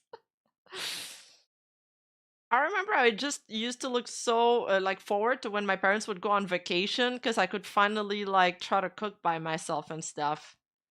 So yeah, I actually have no excuse for how bad of a cook I turned out to be. It's not even that I started late or anything. I don't know. I guess I just used to make really simple stuff. I've never tried to do something more complicated. Like salads, eggs, pasta, Kraft dinner, things like that. And that like threw an entire wrench in their plans, because they're like, oh shit, okay, we got teach her everything. And so because I was like, I don't know how to do anything. And whenever I didn't want to learn to do something, my mom would say, "What if I die tomorrow? What will you do?" That's so funny. Yeah, I was definitely raised on the tough love kind of deal, which is also kind of like, I feel like it's reflected in the way I talk to people, which is like, honestly, if you guys are looking for praises and compliments and encouragement, like, you're in the wrong stream for it. I encourage you guys by flaming you. That's how I've learned. I don't know how to be like tender with people. I'm sorry. I like, it's you will do better. That's how I've been raised. Or like, you know, I would complain about something. All right, so what you gonna do? Quit? Quit then. I don't give a shit. Just quit then if you don't. I was like, oh, okay, Mom. Well, I don't want to quit. Actually, I kind of want to stay here. All right, then work your ass off. And then so they had to give me like a, like, what was it called? Like a speed run lesson on life, on how to use the washer, use the dryer, learn how to cook, learn how to use the stove. And I was just like, what? They're like, you gotta do. Like, if something would happen to me that was out of my control, like once like a car like bumped into my car and smashed like the bumper, and I told my dad about it. He started yelling at me. I was like, why am I getting yelled at? It wasn't my fault. Like, my dad would just stress me out more. This and this and this. Yeah, crash course on everything. Yeah, that's Doki. The whole speed in the run background. before I went to university, before I went to a dorm. Rice, thank you for the super chat. Thank you. Moving away from my parents was one of the best things I did for myself. I'm glad you got out of this situation. Thank you for the super chat. Thank you. Yeah, it was one of the hardest decisions in my life, but I don't regret it at all because I get to be my own person now instead of like, it's hard. It is hard though. There's a lot of difficulties. I am a lot. Thank you, Jason. Everybody that reads this is very, very cute. Yeah. Immigrant parents also don't understand like mental health. It's actually pretty funny. It's like, you know, one of my relatives was like explaining that they started taking like pills for anxiety, and they were telling that at the family dinner. And then like my mom turns to my dad. She was like, "Oh, so like stress? You were just stressed?" Like they don't understand it. Anxiety is not like a mental health issue for them. It's just like you're just too stressed. Like meditate or something. I don't know. Figure it out. Get yourself together. Gosh. They're actually so funny. We cloppers are confirmed masochists. Exactly, RC. Thank you for the 8-month cute squad. Thank you. A lot more stressed out, but I have more freedom to actually do what I want to do instead of having my life be controlled by someone else, which is something. It got really bad. Like, I can talk about this really because I've like, I guess like, it was a long time ago, so like I've like processed it, and I guess like and like be able to like move from it, but like it was like bad to the point where like basically I didn't even have control of my own bank account type situation. So like my parents basically controlled my entire bank account. What? And like I didn't have access to my own bank account too. What? Or like my own or like basic. But she was the one. Hold up. So when she spent more money than she earned that 1 year at Nijisanji, was her parents managing that account? Stuff like they would put my name on like they would put on my name on things that I can't even use and stuff. So like, you know, my dad got this sounds like the Britney Spears conservatorship. Like, what? They'd use her name to get stuff? Like, wouldn't that ruin her credit? I'd be so pissed. a car, but then he put my name on it, and I don't even know where the car is anymore, because when I left, like I couldn't get the car. Like the car was in my name, but like it was not my car. Yeah. What do you mean? Wait, what does she mean? Wait, Isn't it technically her car if it's in her name? Like legally? Yeah. So I don't know where that car is. I don't know. When I What's a bar tab? yeah, and I was just like, I don't know. I just like my first thought was like, I just want to move out. You know, that was my first thought. Like I was like, I want to move out, and I want to, you know, I want to have. Wait, your dad did that to you too, Boy Pits? What the fuck? Have to, like, you know, I want to get out all my stuff that I can get out, get and keep.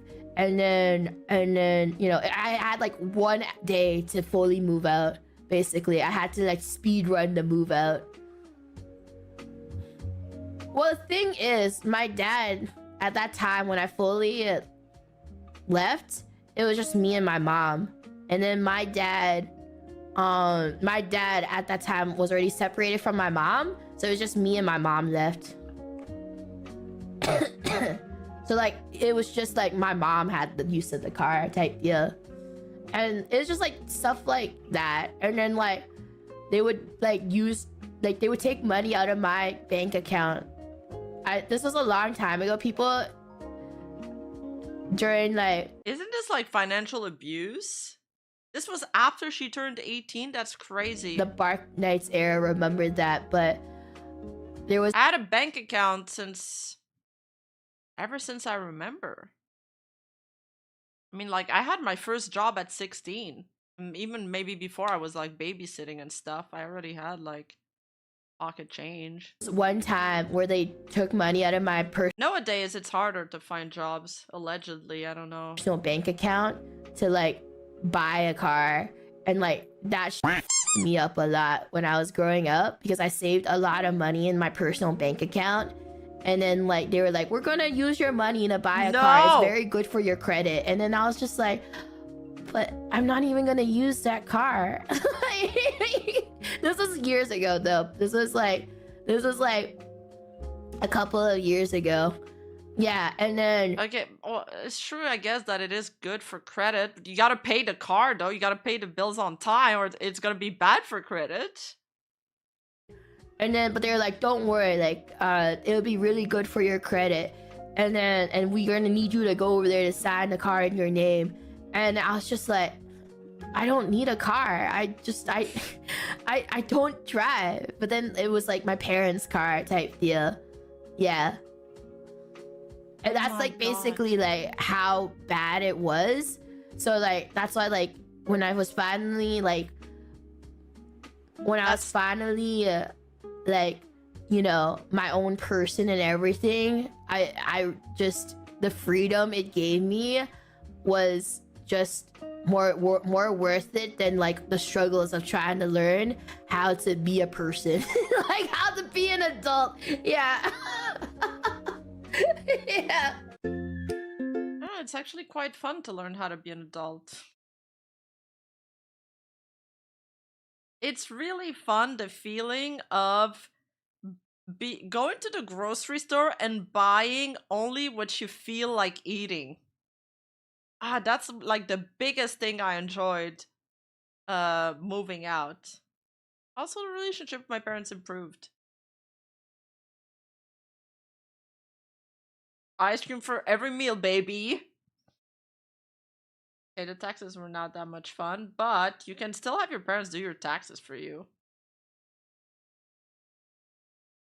We're talking about buying whatever you want to eat.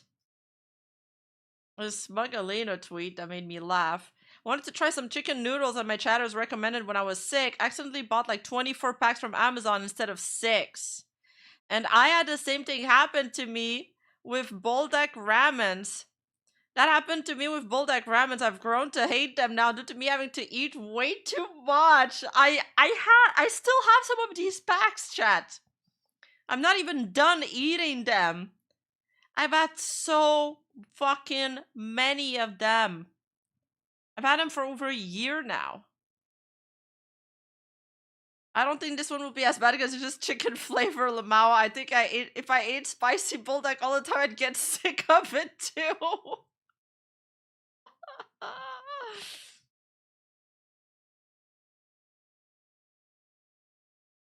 Tax evasion, yay! Joke. Yeah, you better say joke because you probably wouldn't even finish typing that sentence and sending it in YouTube chat, and the IRS will come and get you like FBI open up. Alright, there's also this other thing I want to talk about. 2 more things, and then the other one we can leave it for another day. Okay. Well, there's been a lot of rats about Mythic. A lot of heat. I keep getting, you know, tagged or grouped in with other people. I mean, I get grouped in or get guilted by association with a lot of people lately on both sides, and for some reason it feels like it's more than usual lately. And this is another example of this, because Casey Tron says, here's a list of all the brands and creators that are partnered with Asmongold's talent agency, Mythic Talent. So Casey Tron has some beef with Asmongold, and for some reason she's decided to drag everybody in it. Says why they want to be represented by someone who cheers for death every day is beyond me. Should probably start asking them. And then she links the creators list, and then she links the brands list, so people go for after the creators and the sponsor. It's like, what the fuck do we have to do with this?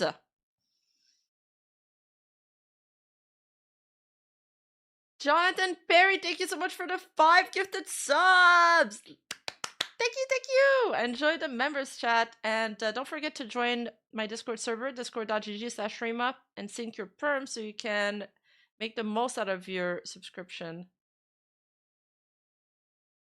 Is Alan even still in Mythic? A while ago, he stepped out. Well, he made this announcement, right?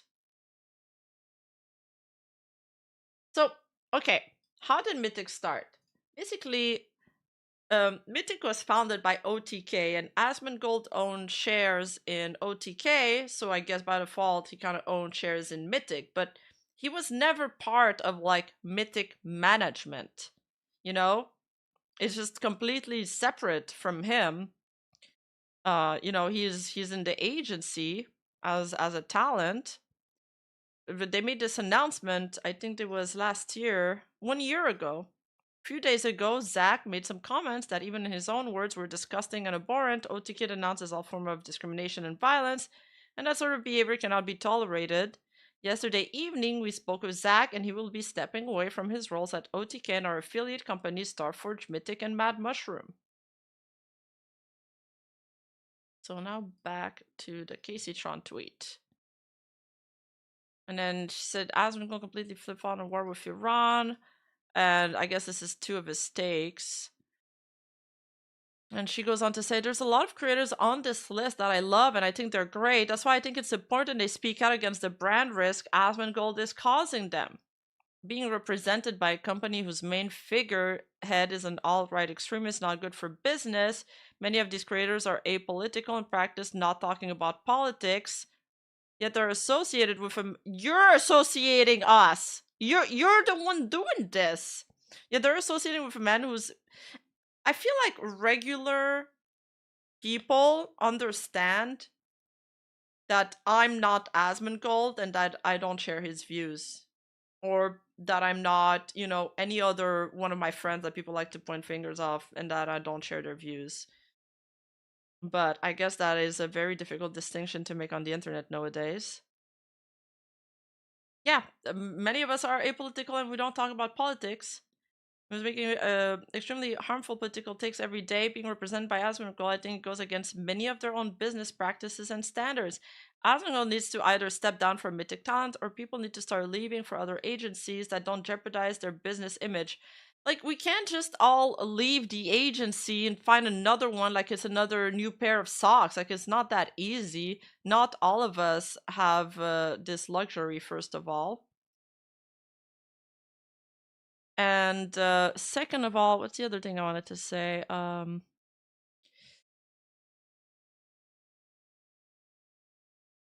forgot my other point. Haven't you heard that silence is complicity? Yeah, pretty much.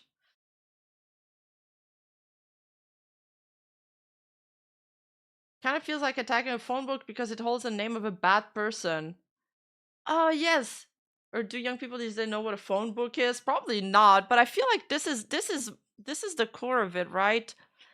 I think it's because they tried attacking Asmongold, but Asmon doesn't give a shit.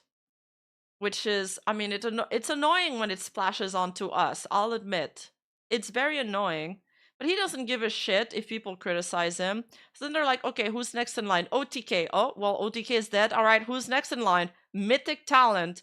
But it's like, this is only happening because Mythic, again, is a front-facing agency. If any other creator gets into controversy, nobody knows who the fuck is their agency. Nobody knows who like Loaded GG is, who like Night Talent is. Like nobody would tag them. It sucks that thing that made Mythic, popular in the first place is now kind of biting them in the ass. But like the thing is, Mythic has a huge roster, like with probably 99% of them are creators that have zero controversies. But yet people like to focus on the 1% that is controversial. And it's extremely frustrating.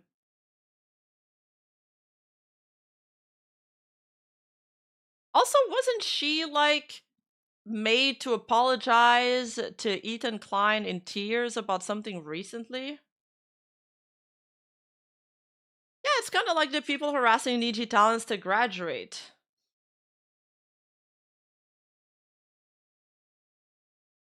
Yeah, shouldn't she avoid Asmongold considering her settle? I'm not too sure what the settlement was about again. Like, I need a refresher on that. But, I feel like, dude, just stop. Also, he doesn't represent us. Like, that's also misinformation. And she couldn't afford to fight a lawsuit, so she apologized as part of the settlement.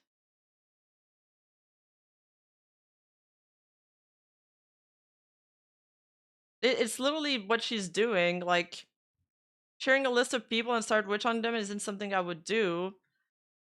I agree.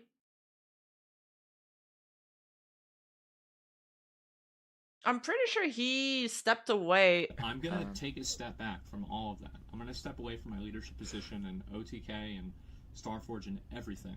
I want to, and they're fine with that. They respect that, and I want to do this, and I want to do this not only for them, but mainly for myself, so I can be a better version of myself for everyone. And I want to apologize to all you guys, my viewers, that Oh yes, was it because of the DMCA abuse? Did she react to the Ethan Klein video and say that she didn't want to give him like any money? Was it about that? She forced to mention Asmon in her apology, so now she's madder than ever. Well then, wouldn't this be in breach? Or opening her up legally for litigation?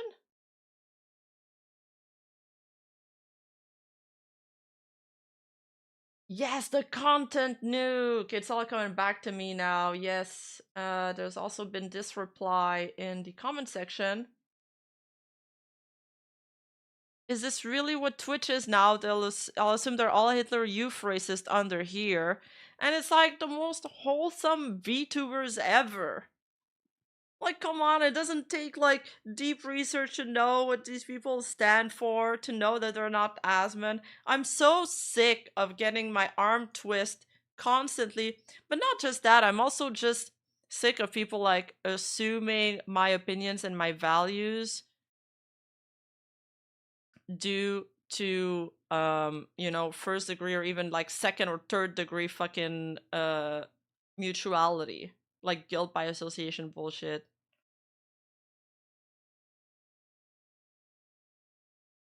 I feel like it's a little bit like that of my group of friends too. I have a very big group of friends. I try to give everybody like a fair chance and a fair shot, and I think, Mythic kind of does that too because it's business at the end of the day. They can't start policing, politics and things like that. And I mean, but people really like to like, you know, there's so many of my friends that are totally non-controversial, but people really like to focus on like the one tiny percent.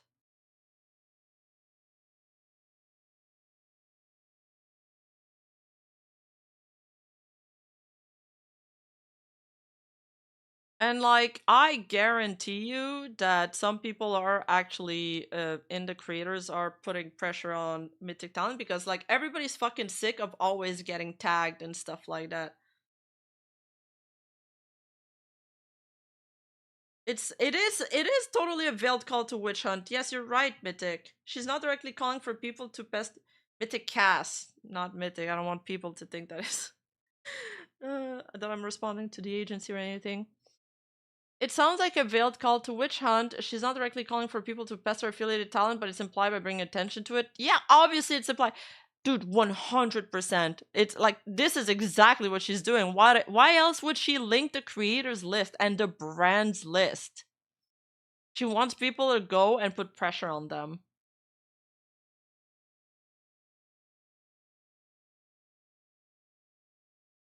Yeah, the world is black and white right now, and it feels like maintaining a position of neutrality is basically impossible.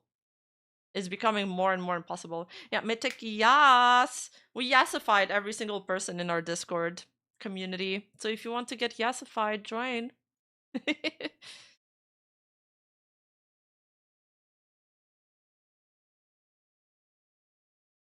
Wait, what? They're trying to do to FanFan what they did to Emiru? How? What? Where? Show me. Can you send this to me?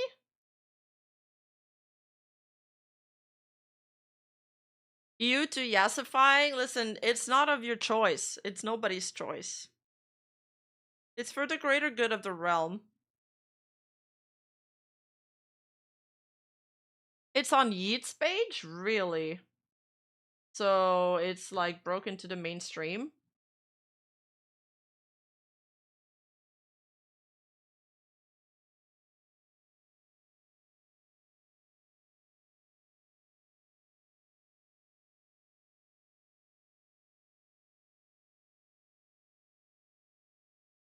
I don't see it. It's all Sneeko clips.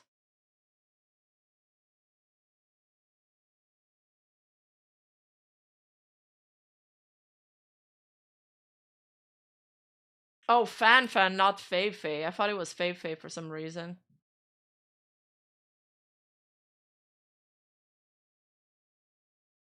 Can I get an amen for the brave troops that died fight? Why is everyone like, why do people do this? Genuinely, why do people do this? Do you guys not watch Twitch as like an escape? I don't understand. Like, can we please talk about it? What are people's obsessions with like internet people, like providing them with commentary or anything, or just like any discussion whatsoever on current events? Like yeah, right? Like, the world fucking sucks. Don't you want to just watch Twitch and fucking relax and forget about how shitty the world is for 1 second? Oh my god.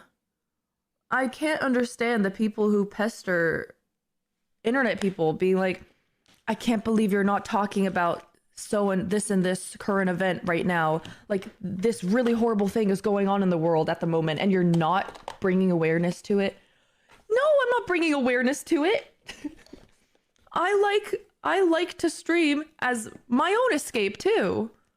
If I wanted to, like, go read New York Times or something. True. I love when my entertainer shares their worldview. Yeah, right. Like, do you know how unqualified streamers are to be making fucking claims on current events? Oh my god. I mean, valid crash out. Although some streamers would argue that they're more qualified than the news themselves, so... Probably one of the least qualified people ever.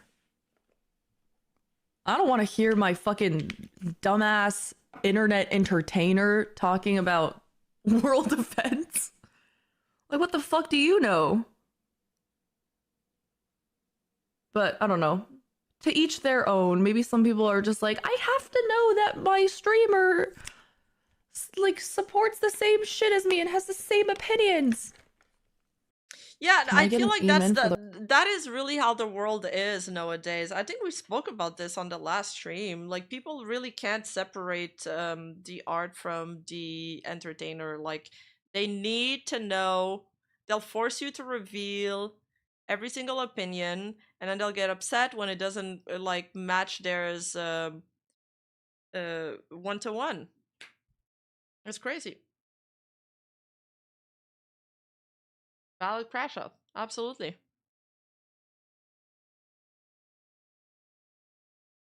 Oh, bro, that's satire, right? So she's pro eyes, got it. Okay.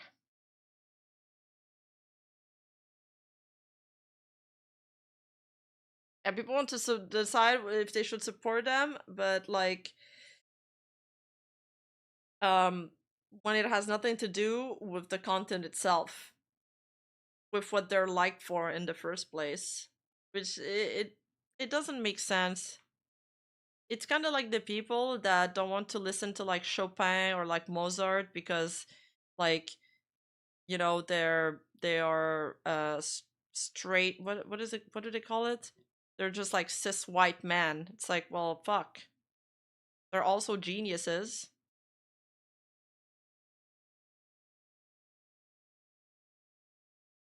Of course. Thank you, Aquarake. Yes, Aquarake.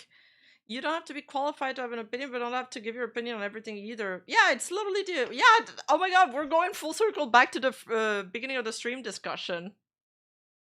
Sure, you can have an opinion on everything, but it doesn't mean it's gonna be good.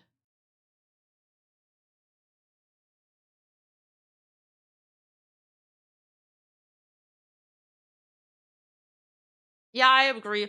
I think it's best to not know. No one's viewpoint could ever completely match yours, and it might even shatter your perception or your illusion of them. I do believe that we're really entering a space where it's damned if you do, damned if you don't. Like, legitimately.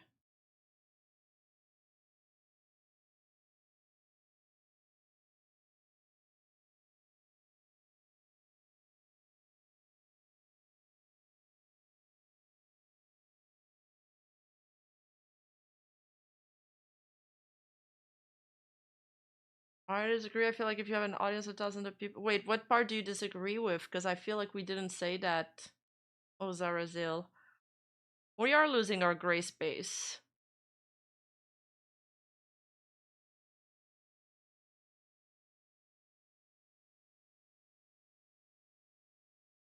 So, Rima, what's your opinion on the situation in Antarctica right now? Well, I think the penguins should really, I don't know, mate more with the polar bears.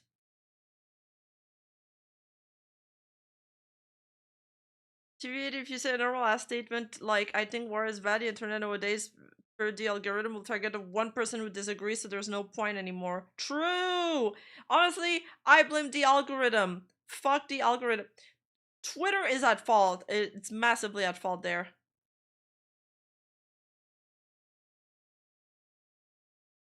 I disagree that you don't have to be qualified to talk about politics. I feel like if you have an audience, you have a responsibility to be educated about the topic.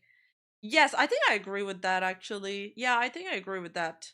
I think I've spoken about how you do have some responsibility with your platform, especially if you have a large platform and a lot of people look up to you. You're an influencer. That's why sponsors pay you to influence people. So you can't just say, oh, well, I'm just playing video games. Like the big streamers, what they'll do is that when they want to be taken seriously, they'll act very confidently. Then when they get pushback or they get fact checked on opinion, they're like, well, I'm just playing video games, I'm not qualified for this. Well, fuck, pick one. You can't be a figure of authority when it's convenient, and then be a dumbass when it's convenient. But you don't have the responsibility to talk about something if you don't want to. Preach.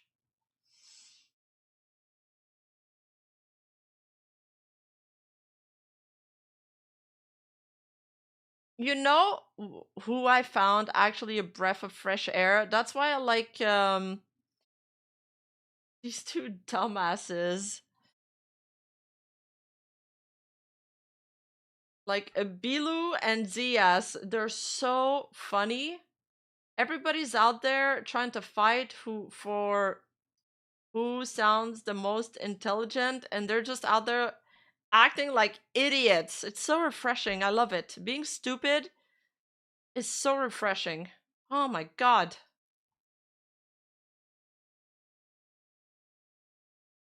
We need more of them. They're like a gem to the world.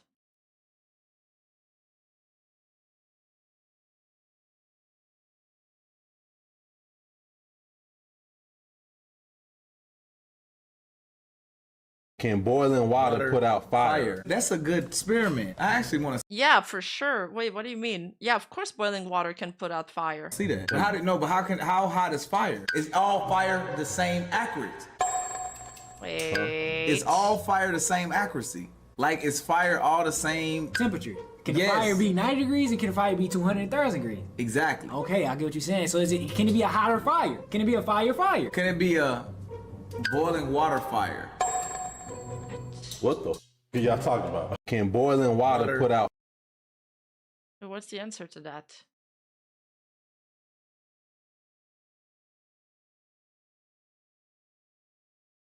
Too many stupids in streamers chat want to justify their own stance and hate on anyone who don't agree. It's like asking actors for geopolitical views. Too stupid. Yeah, true. Every content creator should comment on every political topic every time, because it'll look you be funny. Juan, he's in the basement.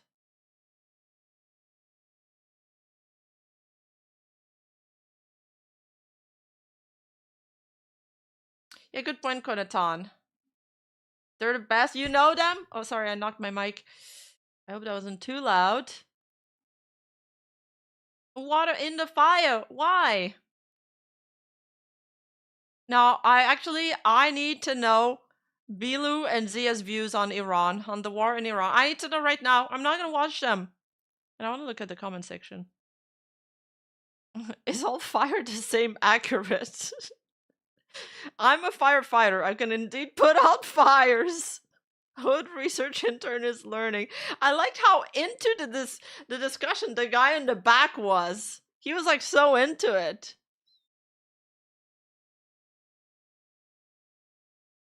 Yeah, they really wanted to know.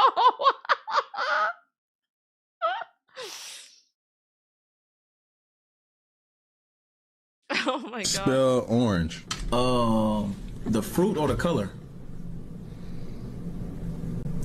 What? Nigga, I'm asking a genuine question.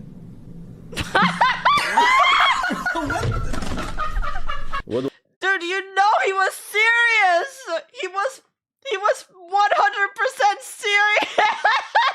So I search. Bro, the search bar look crazy though. His nut wet. Wait. Oh my god, that is their search? Dude, this is exactly the reason why I search my dumb question in incognito mode. Nutrients, YouTube. If semen contains 80% water, what is the other 20%? What percentage of water is semen? Does semen contain water? Is semen wet? Is not wet. He typed Google in the Google search bar. What the fuck?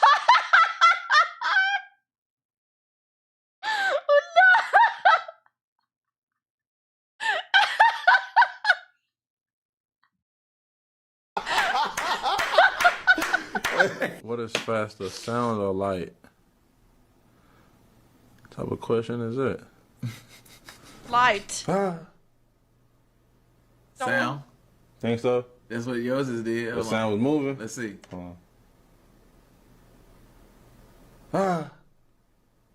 I think sound, bro. That shit, that was fast as fuck, though. I ain't gonna lie. Level 2. No way, they were so wholesome about it. They fucking tested it out. This was the worst test ever, by the way. Like, the reaction was so delayed. Fuck no. You'd be a Hall of Fame Domino's piece of work. I feel the win. I feel the win. That's what I'm saying. One finger? No, hell nah, bro. What the? Do Muslims eat during Ramadan? Do Muslims eat 30 days? Do Muslims damn eat 30 days? Do Muslims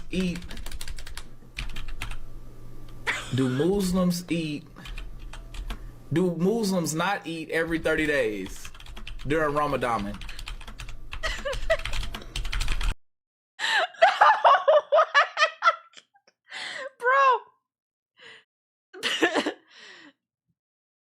Wait, the one on the left is ZS, right? ZS brain is lagging, and all Bilu can do is type exactly what Z is saying. Oh, that's Bilu. Sorry, Bilu. Oh, I got it backward. Wait, the skinny one is Bilu?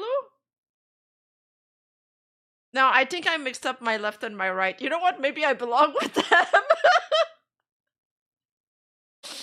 Okay, yeah. Oh my god.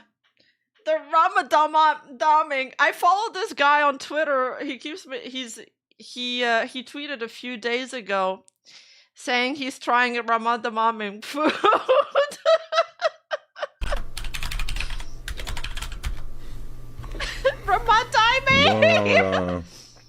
No.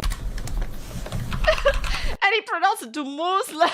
Like, the entire clip is so funny. Stop!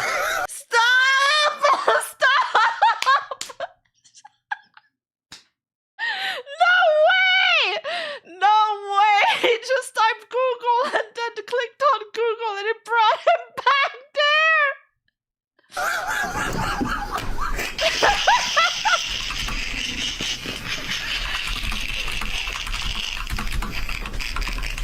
Spell orange. No. The fruit or the color? Wait, I want to see it again. Ramadan.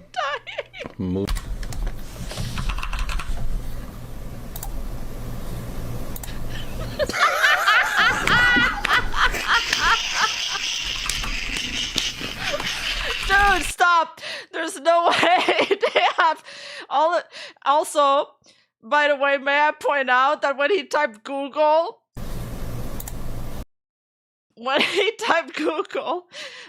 Google.com and Google Drive for Alt have all been typed and clicked on before.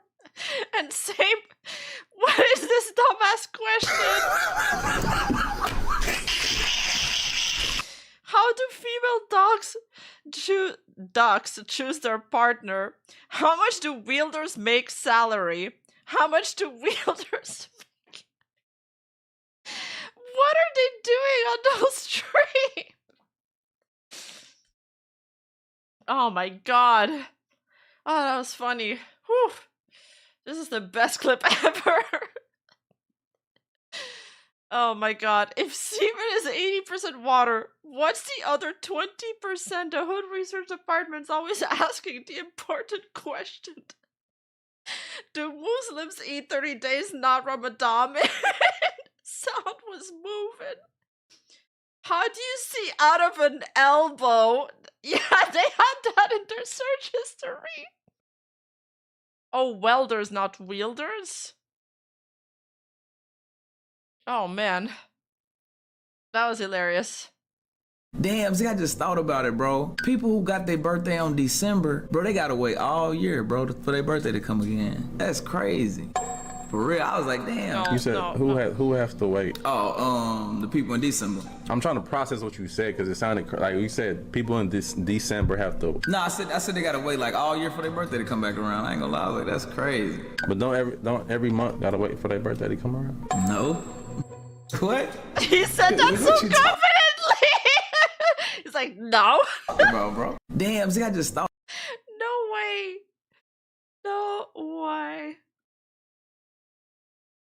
There's no way they're sober, right? Like, they gotta be high. They gotta be high. There's no way. But then there's a clip of them where they smoke with Snoop Dogg, and Zia says he's never smoked before. Like, I don't believe it. I don't believe it.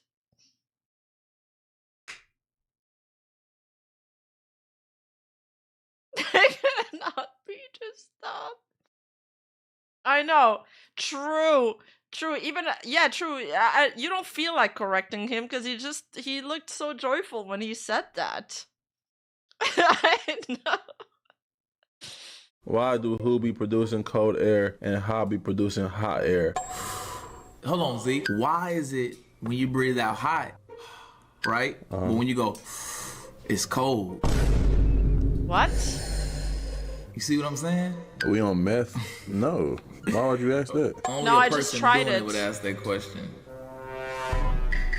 Why do who be producing cold air Wait, and I'm how trying be it. producing hot air? Hold on, Z. Okay, wait. That one was kind of cold. Why is it when you breathe out hot, right? But when you go, it's cold. You see what I'm saying? We on meth? No. Dude, Bilu's so funny. Also, lately... Wait, let me find their Twitter account. Bilu? People keep putting Bilu's photo in random shit. Like, fans are speculating Mia Khalifa is pregnant after being seen holding her stomach. And they put Bilu's photo next to it. And he's like, what the fuck I gotta do with this? And they keep putting him in photos in random articles. Like, Bilu's been done dirty right now. Nah, for real, these two are my flesh Oshis now. They're my favorite. They're actually my favorite.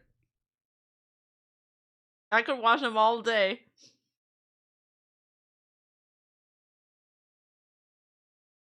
They're like so positive though.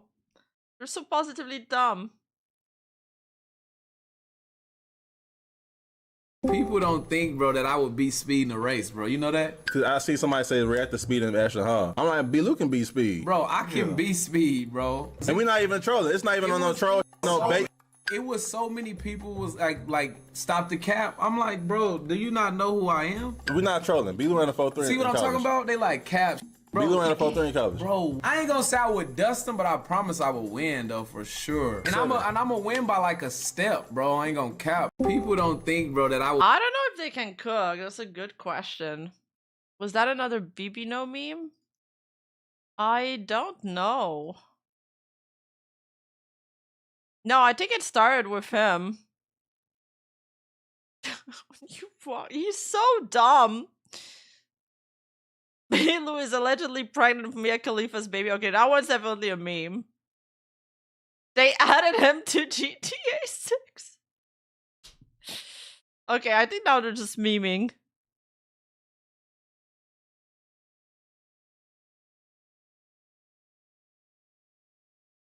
Eh boy.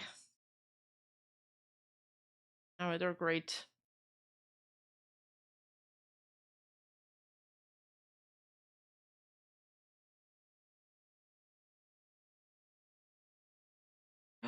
Wait. McDonald's new Big Arch review.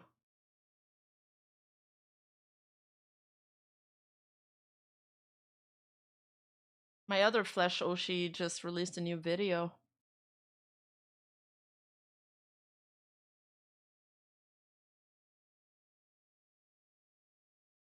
Yeah, honestly, yeah, if you're ever feeling down, just watch them. They're so funny. Oh my god. My sides hurt, man.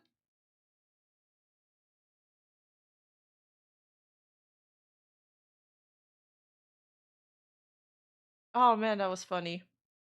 Oh, Sienna live talking about her 3D concert.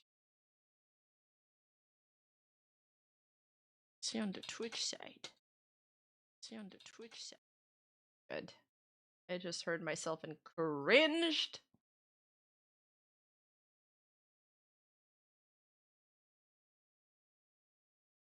All right.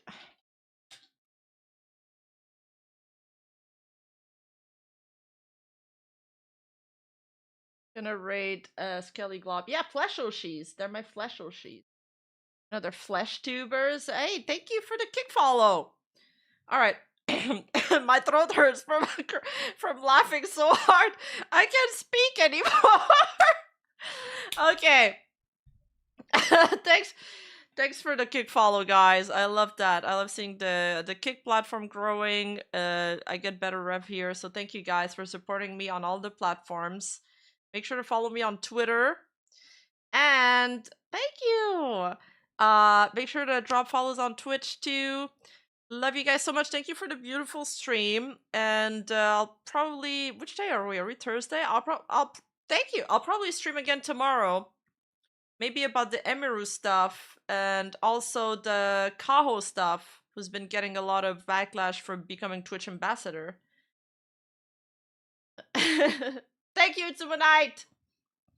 And I'll see you guys on the flip side.